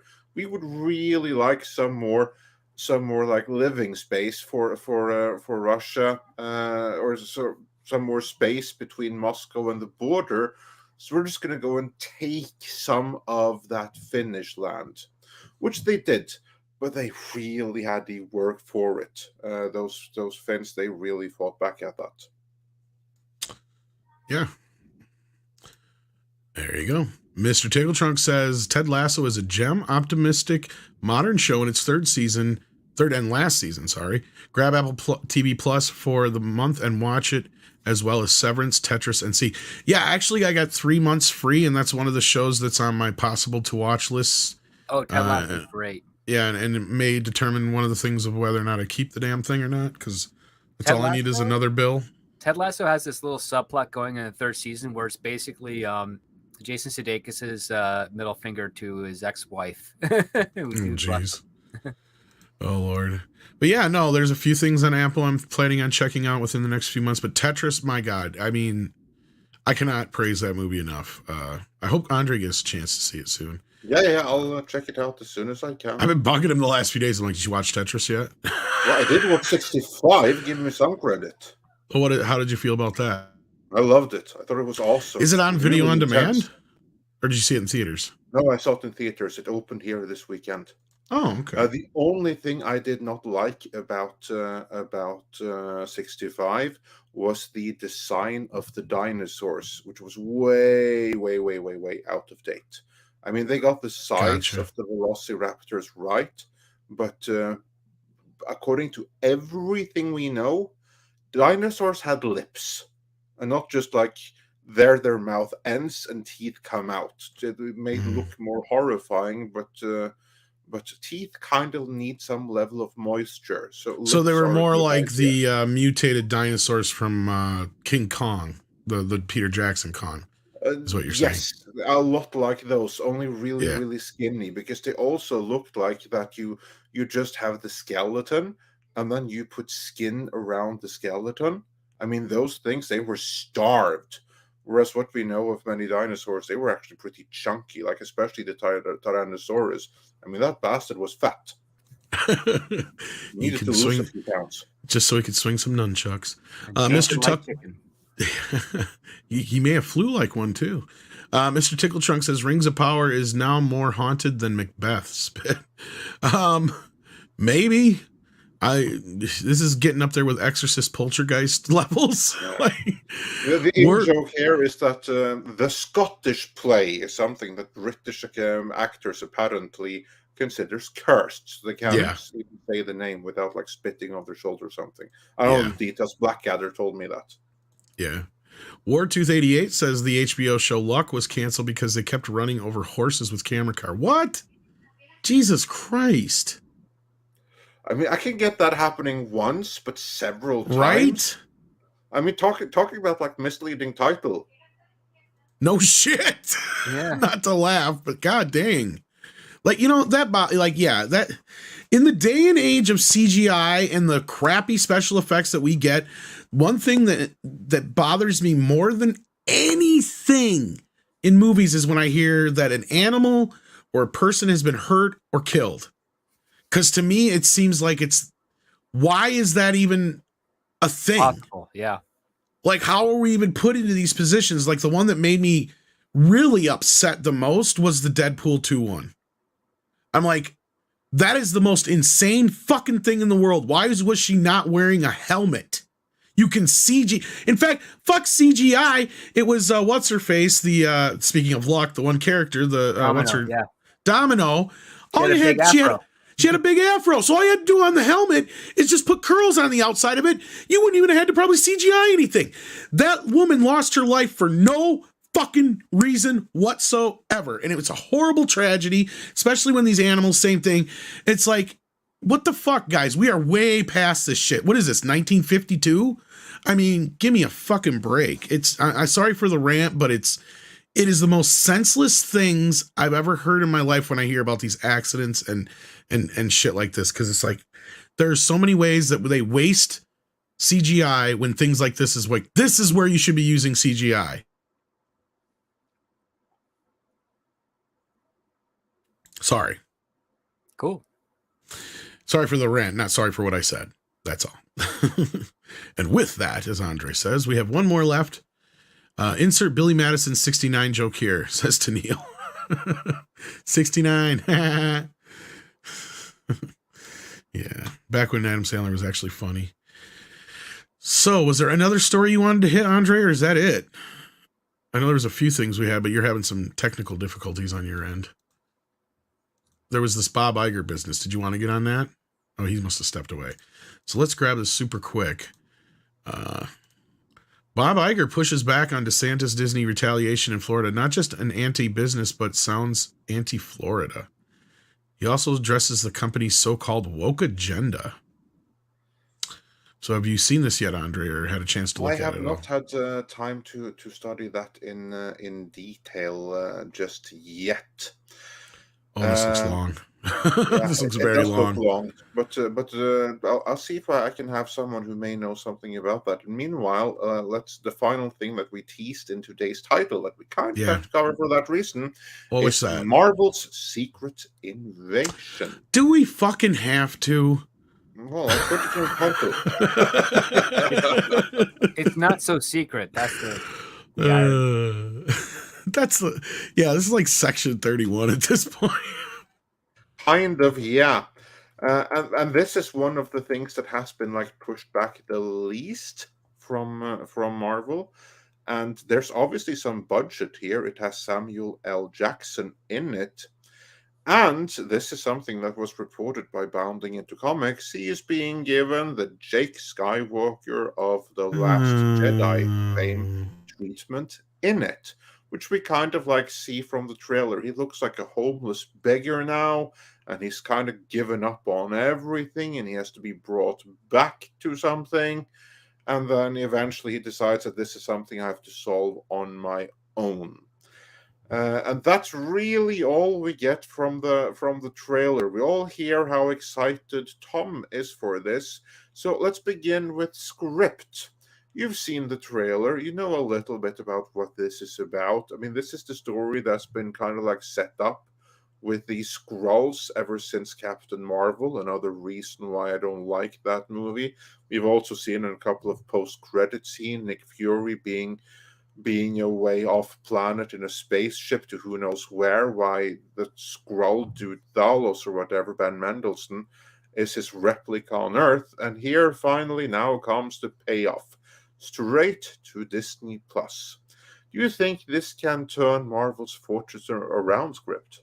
No, because one of the gimmicks of the Secret Invasion is that some of the big title Marvel heroes were kidnapped and replaced, and some of those big title Marvel heroes have retired and are not part of the franchise anymore. So you don't have the intrigue or mystery or fun that can come with such a premise. And I also think that this storyline was something that should have been set up right before Infinity War and been teased and trickled in through Endgame and so all the other remaining films, because the Skrulls should have been replacing various people for years, because that's kind of what's been implied with the comic book story. But now they kind of have to, I guess, try and retroactively do that, so it takes all the wind out of the story sails. And I think the format of it being a Disney Plus show, as long as they're hour-long episodes, could work for it. But the trailer doesn't really do much to entice an audience, at least at this point, because again, the pattern of Marvel Disney Plus shows has been the vast majority as failures. I have to say, I'm actually glad that they haven't teased it anymore, because as it is right now, this has been, I don't know, how shall I put it? This is a storyline that was introduced on screen in Captain Marvel, and since then it's only been teased in post-credit scenes where you can kind of ignore it. And personally, I'm very happy about that, because that means that I can ignore this whole thing, hopefully, apart from the likely passing of Nick Fury. How likely do you think it is that Nick Fury buys it in this one? Probably not. It might be a subterfuge. It might be just like a red herring type of thing, a fake death. But I mean, the thing that I have to correct you with this on, Andre, is that the Skrulls in Captain Marvel are not part of the Secret Invasion. Secret Invasion is orchestrated by the Skrull Queen, and the ones that we saw were refugees away from that. They were not involved in such a thing. They just wanted to get away. This, I suspect, what they're doing with the Secret Invasion is going to have a Skrull versus Skrull army. Basically, the Skrulls that didn't want any part of this are joining up with the humans to try and expose the Secret Invasion, because they don't want to make Skrulls in the Marvel Cinematic Universe the one-note villains that they are in the comic books. And I think that's kind of a mistake. That was one of their mishandlings with Captain Marvel, of many, of course. And it looks like with some of the post-credit scenes, the Skrulls were helping Nick Fury set up S.W.O.R.D., which was introduced in the WandaVision show, if I'm not mistaken. So, yeah, it's getting a lot muddled. And I think what they would end up doing is they'll probably have Nick Fury, quote-unquote, killed, but he's really secretly alive, because that's what Nick Fury does. He fakes his death so he can do something else that in the shadows. Or have a Krull replica take his place, which I thought was really lame, and it kind of destroyed Spider-Man 2 for me. When I was like, wait, so that wasn't Nick Fury we saw this entire movie? That was pretty lame. That's probably my other biggest issue, besides what you guys have already brought up, is that basically what RJ Godzilla 81 says here, and that is this should have been right then. Like, this should have been after Far From Home. Like, you can't set that shit up, leave that hanging this freaking long. Here we are, how many years since then? 5 years now? Far From Home was 19? So, yeah. Far From Home was 19, wasn't it? So 4 years. So I'm saying 4 or 5 years now since they've touched on this shit. And it's kind of been in the background this whole time. It's like, no, you're right. The time to do this would have been... That's the problem with the Marvel Universe, besides the obvious, right? Is that they're doing all this shit out of whack. And that's the other thing, is I think I read that this actually takes place in that time period, if I'm not mistaken. Well, so it's like, why the fuck didn't you just do that then? Like, yeah. In their defense, though, remember that they did a 5-year gap, probably, to kind of like give themselves time to catch up. So like for us in our world, it's been 4 years, but the events of Spider-Man No Way Home and I always thought that took place in like 2024. So for them, well, that's the issue I had with that whole thing anyways. I thought the whole blip thing was just so they could get themselves out of the stupid fucking thing. They walked themselves into a problem with the times, and they had to fix that, so they jumped ahead. Well, yeah, no, the Marvel Cinematic movies were out of sync since Avengers, like the first Marvel Avengers. Right, they've been like all supposedly taking... 2010 is when Marvel Avengers was supposed to take place, even though it came out in 2012, and all the subsequent films after that were still behind in the continuity of the year. So when Endgame happened, they did a time jump so that by the time things kind of got caught up, it would be the same year in the audience as it is in Marvel, which would be 2023. Which there was already some issues growing from that kind of crap. That was from what I remember, my memory of that whole reason of them doing that jump in the first place. But now they're going back. Anyway, fuck it. This thing looks like a fucking mess to me. And I love Samuel Jackson. I got the guy's head behind me, for fuck's sake. Like, this should be one of the things I should be excited for. Nothing in this trailer stirred any interest in me. Nothing. Like, I think the most script and I mustered to talk, I'm like, oh, did he get his fucking eye fixed or what? Because he doesn't have the patch on through most of the movie, and his eyeball is moving, and it's not like whited out or anything. So I'm like, oh, did he get his vision back or something like that? But then the last shot, he's with his patch anyway. So me and Script went back and forth about that for like 2-3 minutes. And that's the most we could muster to talk about this shit. Yeah. We had to pull Klobby in. Exactly. But that's all we can afford to talk about this. Long story short, no one cares. But what is going on right now is you have the Disney conference call, which Valiant Renegade is covering over at his channel right now.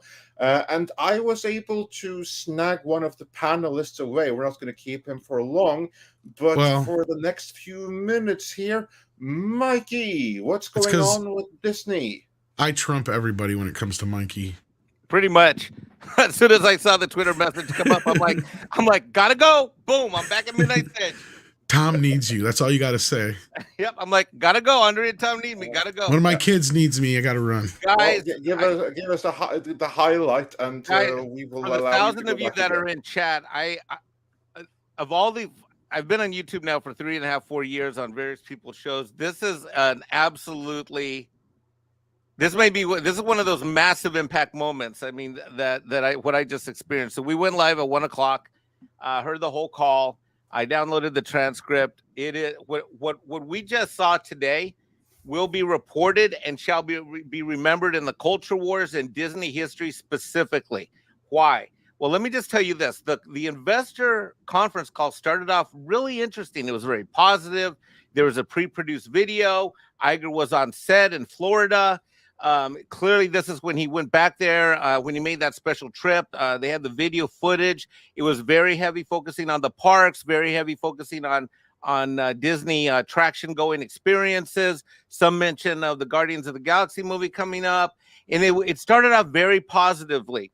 Then they got into some of the more mundane stuff with the business. And then it took then it went off the road, and it went off the road fast. It started with reading some of the initiatives that some of the people wanted to see voted on. There was a couple of initiatives where people were basically alluding to the fact that Disney needs to get back on track, and the board had to get renewed. And of course, as you can expect, with the institutional investors having the vast majority of the votes and control of Disney stockholder votes, anything that what I might say we would like to see was derailed pretty much. Now, then it went to the live call. And for those of you that haven't, go watch Valiant Stream. Go. For those of you that didn't know about what's going on in Disney, there is for the first time, we were able to see investors from the retail level get in on this call and ask some very poignant, very harsh questions. They covered Reedy Creek. They covered when are you going to get back. One person also even specifically said, when are we going to stop grooming children? I mean, it went off the rails. And Bob Iger, there were two things that surprised me about him. Number one is he doubled down on the war between Disney and DeSantis, literally doubled down. And when asked about it, I'm sure if I were DeSantis and looking back at this, I would say, okay, now it's escalated even further, because he didn't shy away. He didn't even use any political speak. The second thing that surprised me is that they've doubled down on the kind of company they want to be in terms of woke entertainment, which was fascinating to me, because the opening video that they had did not talk about any of that. In fact, it honored veterans. Frankly, I was surprised at how many white people I saw that in that video. It wasn't super wokey. There wasn't any talk about that. It was hearkening by a lot of original images and Mickey and this and that. But to see how he actually, when he was actually challenged, to see his response was absolutely flabbergasted. I was flabbergasted. The CEO is insane. He is absolutely insane. Not that we didn't necessarily know this.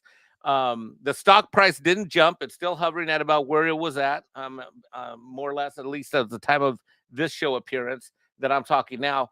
But the questions that were asked were, if I would like to think of myself, I'm a Disney shareholder and I'm someone who's upset at Disney. I myself never thought, when I was a kid and I wanted to grow up and be a dad, I thought that Disney would be part of my family's life. And here I am with a 10-year-old. I don't want my kid watching Disney Plus on TV. I don't want my kid watching Disney movies. And at this point, he doesn't even want to go to the parks. I don't want to give him the money. And I asked him, does he want to go to Disney or Universal? He picked Universal. I asked him why. And he doesn't even know about everything I do on YouTube. My 10-year-old said that he wanted to go to Universal. I never thought the day would come where I would grow up and Disney would be this kind of company, but that is the company that we've got. I encourage everybody to go back and listen to the original source audio. You can see the live show where we reacted live. And this was an absolute dumpster fire of epic. Can you give some examples of exactly what he said and how he defended the wokeness and the grooming and everything? He equated things. Someone specifically asked, hey, you Disney, and I'm going to paraphrase this, but someone specifically used the example of, hey, Mr. Iger, your company aligned with the San Francisco men's group that has said that they wanted to groom children specifically and that they wanted to have this type of programming.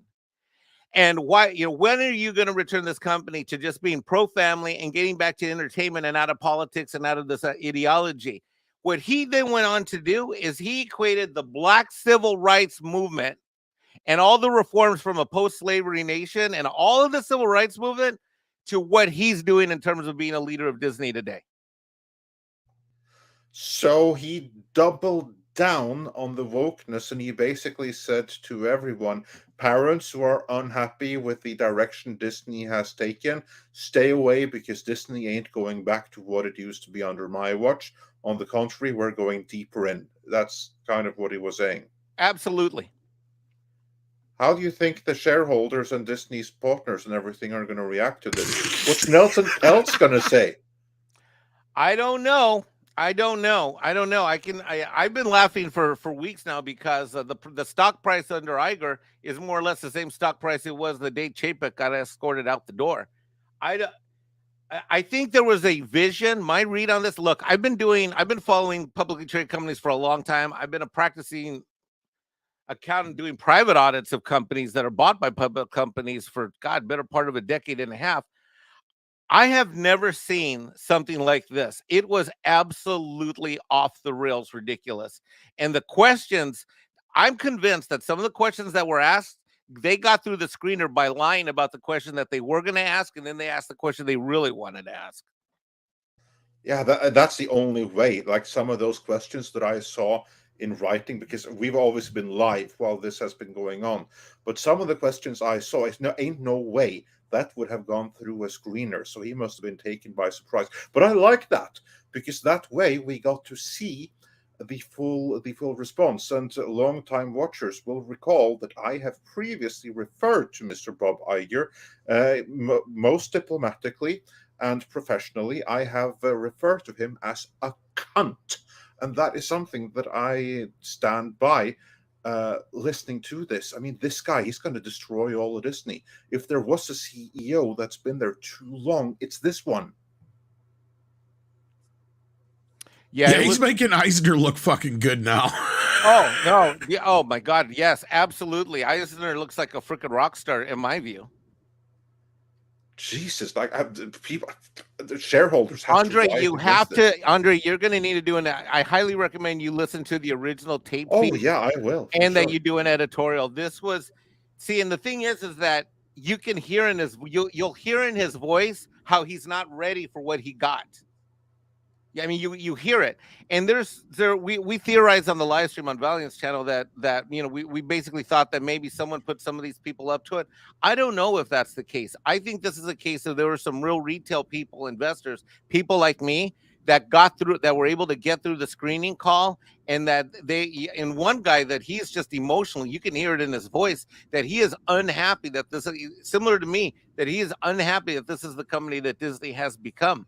And when he started citing things like, the group in San Francisco that openly is endorsing groomers and Disney's paid money to, co-do an event, Iger didn't back down really at all. He danced around and kept moving forward with his agenda talk, equating, by the way, the civil rights struggle in the United States with the direction that Disney's going now with this, with respect to this diversity, LGBT, trans stuff. You gotta be fucking kidding me. Jesus Christ. I hope there's gonna be sheer fucking hubris. Tom, when you hear Tom, I highly encourage the two of you. I plan on checking it out. Yeah. Will. The two of you need to do this, and I really would like to encourage that we do an editorial here on this channel about it, because I'm sure we will. This is unlike anything I've ever seen in business, private, public, at all. I mean, and if you watch the whole thing from beginning, when they had their pre-produced video, you're gonna be like, oh my God, they're pulling back. Oh my God, they're gonna go back to being the company we knew. Oh my God, they're focusing on the parks. Oh my God, look. And I'm sitting there as a brown guy saying, wow, finally I get to see a commercial with a bunch of white people in it. I think I may even said that on Valiant Show. I mean, I was like tripped out. I was like, wow, okay, we're getting back to Americana. I just love that it sounded like he got ambushed, basically. Like that's the part that makes me he got called on his hoodwinking efforts. And the thought that just occurred to me right now, he just killed Guardians of the Galaxy Part 3. Probably, yeah. Tickets went on sale like today. Wildfire among the audience. The audience are gonna. I mean, it's still gonna open big, but I'm sure he just took 10 million out of that opening. Well, weekend. And part of it might not have anything to do with his responses, because most people aren't paying attention to that part so much as, here's why I think you're right in that respect, Andre, in a sense that Six just pointed out earlier, like all the headlines are about Disney and Iger right now, instead of tickets on sale for Guardians of the Galaxy. Right, exactly. And the other thing too is, number one, they didn't allow any follow-on questions. So people asked the question, he answered it. There was no follow-on. And the other thing that happened is, if you listen to the end of it, you could tell he was like, let's end this thing and let's get the hell out of here. It was very abrupt the way it ended. Yeah. And also I do think the headlines, if they're all about DeSantis, that's telling. They go on about the thing that's going to give him the win, that are extremely pro-Iger, anti-DeSantis, because the entirety of the Hollywood trade is behind him. But that doesn't help, because the audience isn't. And to everyone that was hopeful that the firings means that Disney is going to go back, tone things down again, no, Iger, he just ended that. He just proved that the one that was trying to take things back to normal was Chapek. And Iger is the worst thing that's happened to Disney, and his coming back. Wow. Yeah, I look forward to that editorial. Mike, thank you so much for coming on.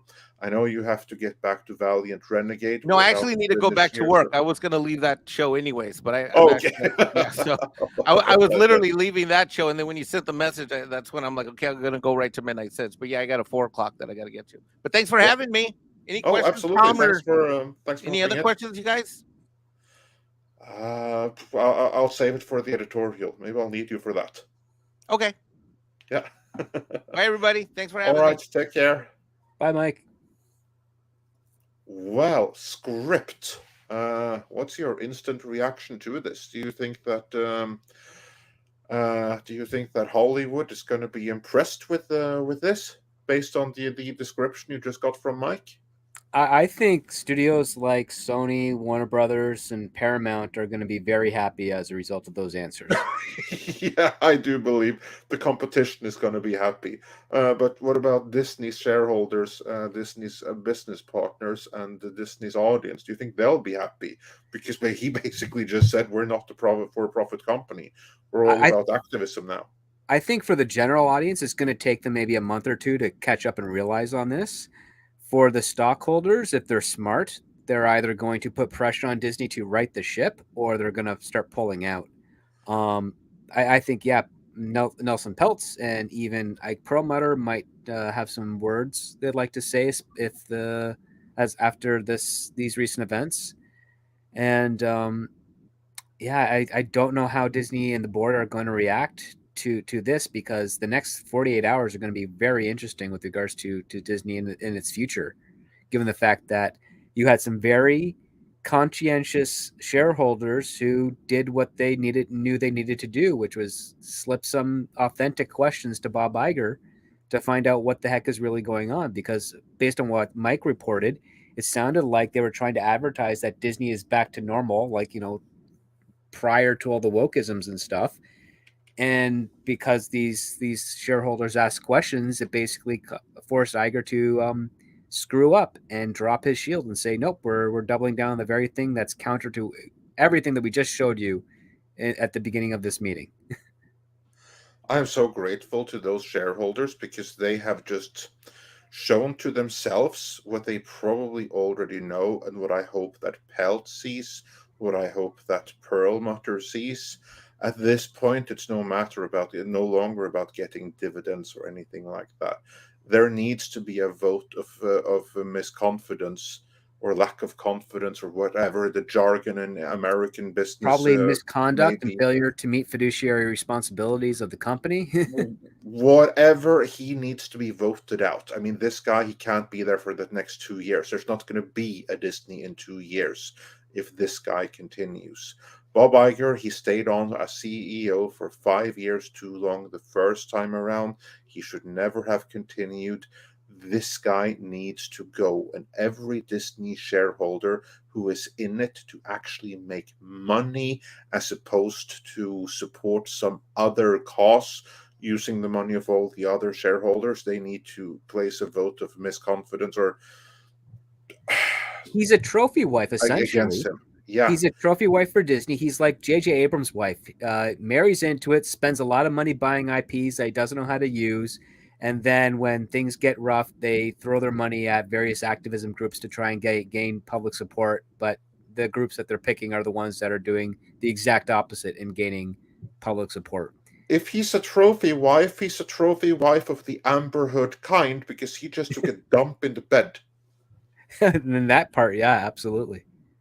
Jesus, Tom, any thoughts on this before we round out here? This is fucking glorious because this is basically, there's a bunch of shit they tried to get out there and announce today. Like The Rock announced he's gonna star in the live action Moana remake, and nobody gives a fuck. Right? Who cares?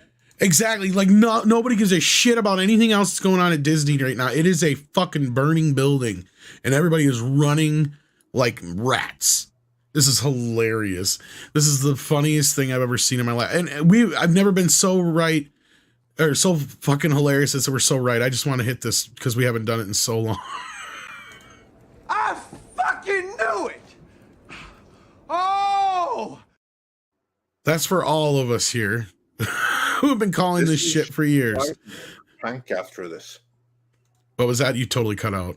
No, I just said Disney share price better tank after this. Yeah. Yeah, this is this is hilarious. Which is funny because they did say that, we were just hearing a lot about the DEG thing. I'm surprised he didn't try to pivot towards that instead. But it sounds like he was completely caught off guard. I cannot wait to listen to this meeting. I wish I wasn't so busy today because I might not even get to it till later on tonight or this afternoon. But yeah, this is hilarious. This is kind of funny.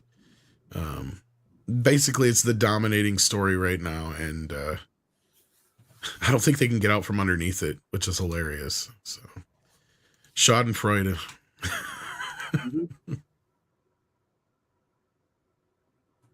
We got a few more super chats to get through, though. What do we do, though? Is we got RJ. This is one we already. This is one I wanted to bring up before, so we already got that. Mecha J says a writer for She-Hulk has been brought in to write scripts for Deadpool 3. Did Ryan Reynolds actually watch that train wreck of a show? Saw this morning, Andre. This is something you did kind of want to touch upon. Do you know what's the story here with this? I don't know anything about it other than what we just read here. Well, the gist of it is that the original writers of Deadpool, they weren't welcomed by Disney. They brought in their own uber woke writers, and then from what I understand, Ryan Reynolds he rioted against this. And he got another writer placed on it, which would have been Seb Wells, who did write for She-Hulk, but he's actually a halfway decent writer in the comics as well. So he worked on She-Hulk, but he wasn't the problem with She-Hulk. But the best thing would, of course, have been if they were allowed to make the movie they wanted to make to begin with, without these lower tier Marvel writers working on it at all. That is the best summary of the situation I can give without having studied it in detail. Script, anything you want to add to that? No, I think that assessment's pretty fair.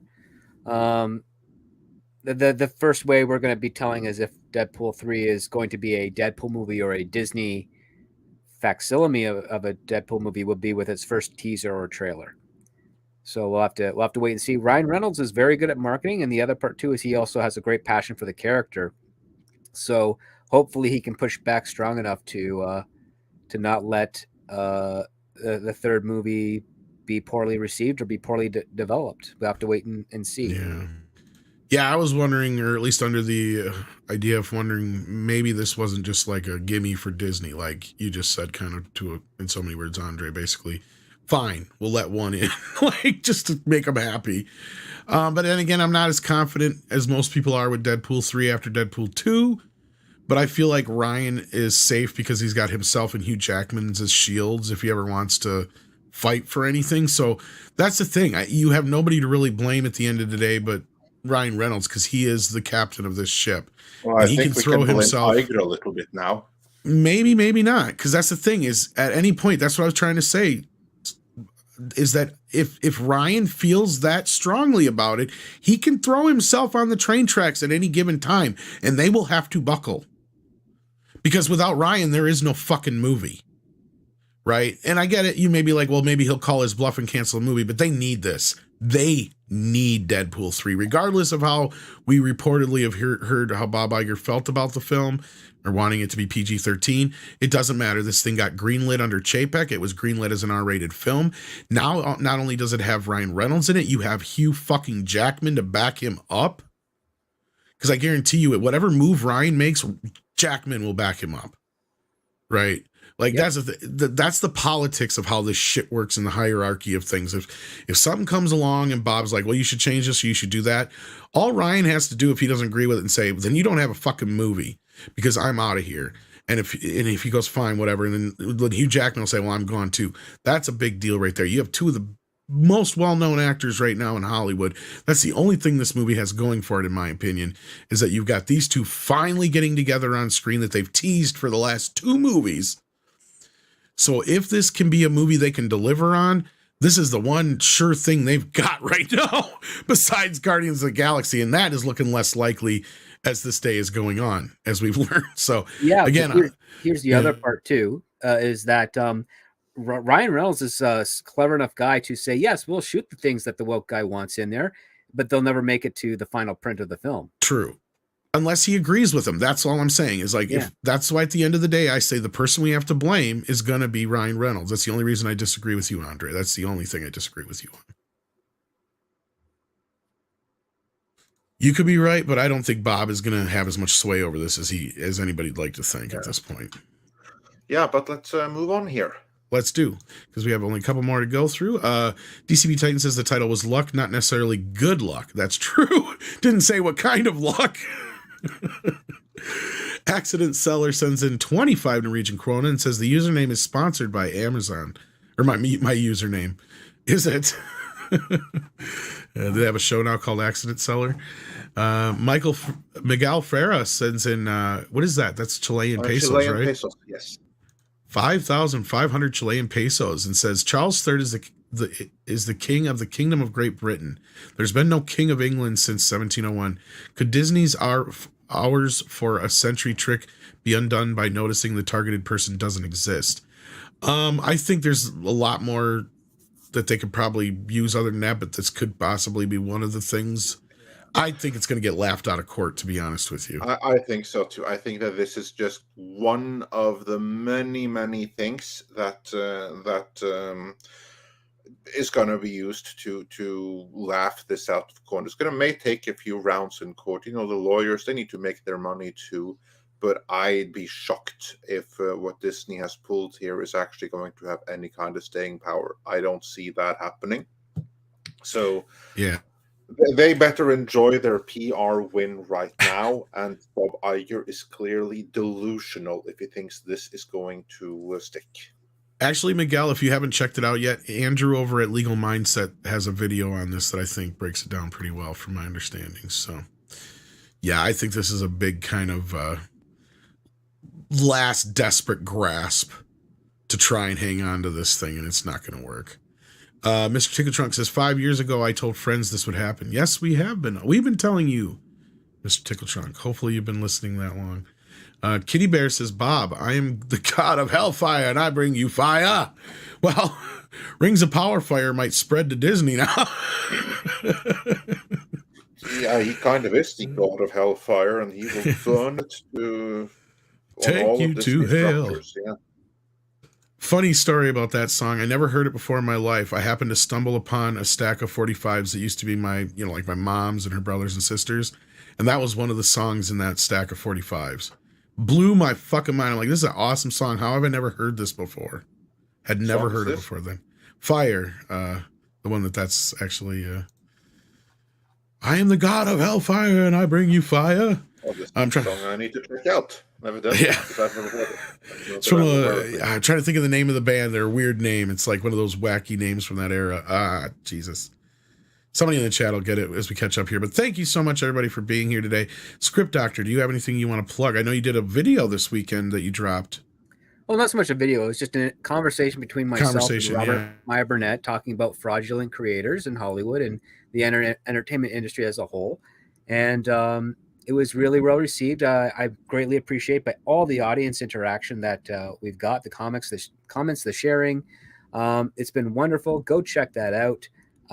If it keeps going the way it is, I'm going to do more, and I'll be getting other guests on, and we'll be doing more recorded videos that we'll be dropping later on. But this was just something that he and I have been doing for a bit, and the video was released on my Patreon the following week after we recorded it, and after a month we then dropped it on YouTube for everyone else to see. So if you want to get early access to more of that, consider joining my Patreon. Otherwise, it will eventually be on the YouTube channel. Awesome sauce. And yes, Crazy World of Arthur Brown, that's what it is. I need to eat. My brain isn't working right now, and it was a one-hit wonder. Yeah. I think like 1969, 70, whatever, yeah. And everyone else, do head on over to Valiant Renegades stream and tell them Midnight Edge sent you. I think they're still alive over there, so yeah. They are still alive. So yeah, head on over there and tell Valiant hi from Midnight Edge. Indeed. So with that, I want to thank everybody for hopping in today. Carolyn, Paul, Chato, of course, Chris over at Film Threat. Anybody I'm missing, Andre, besides Script and yourself that are here right now? Oh, Mikey. Chato, Chris Gore. Mikey, I got to all them. Yep, we're good. Okay. Yeah. And, take care of yourselves. And with that. And Kara. I did get that. I got everybody. Perfect. Yeah. And don't forget Toxic Femme tonight, speaking of Kara. Because we're going to have a lot of ladies on tonight, it sounds like. So hopefully we see you guys there. Yes, we may even have a guest who hasn't been on in a while. So I don't want to like say something and then they not show up. So you're not able to make it. So, all right.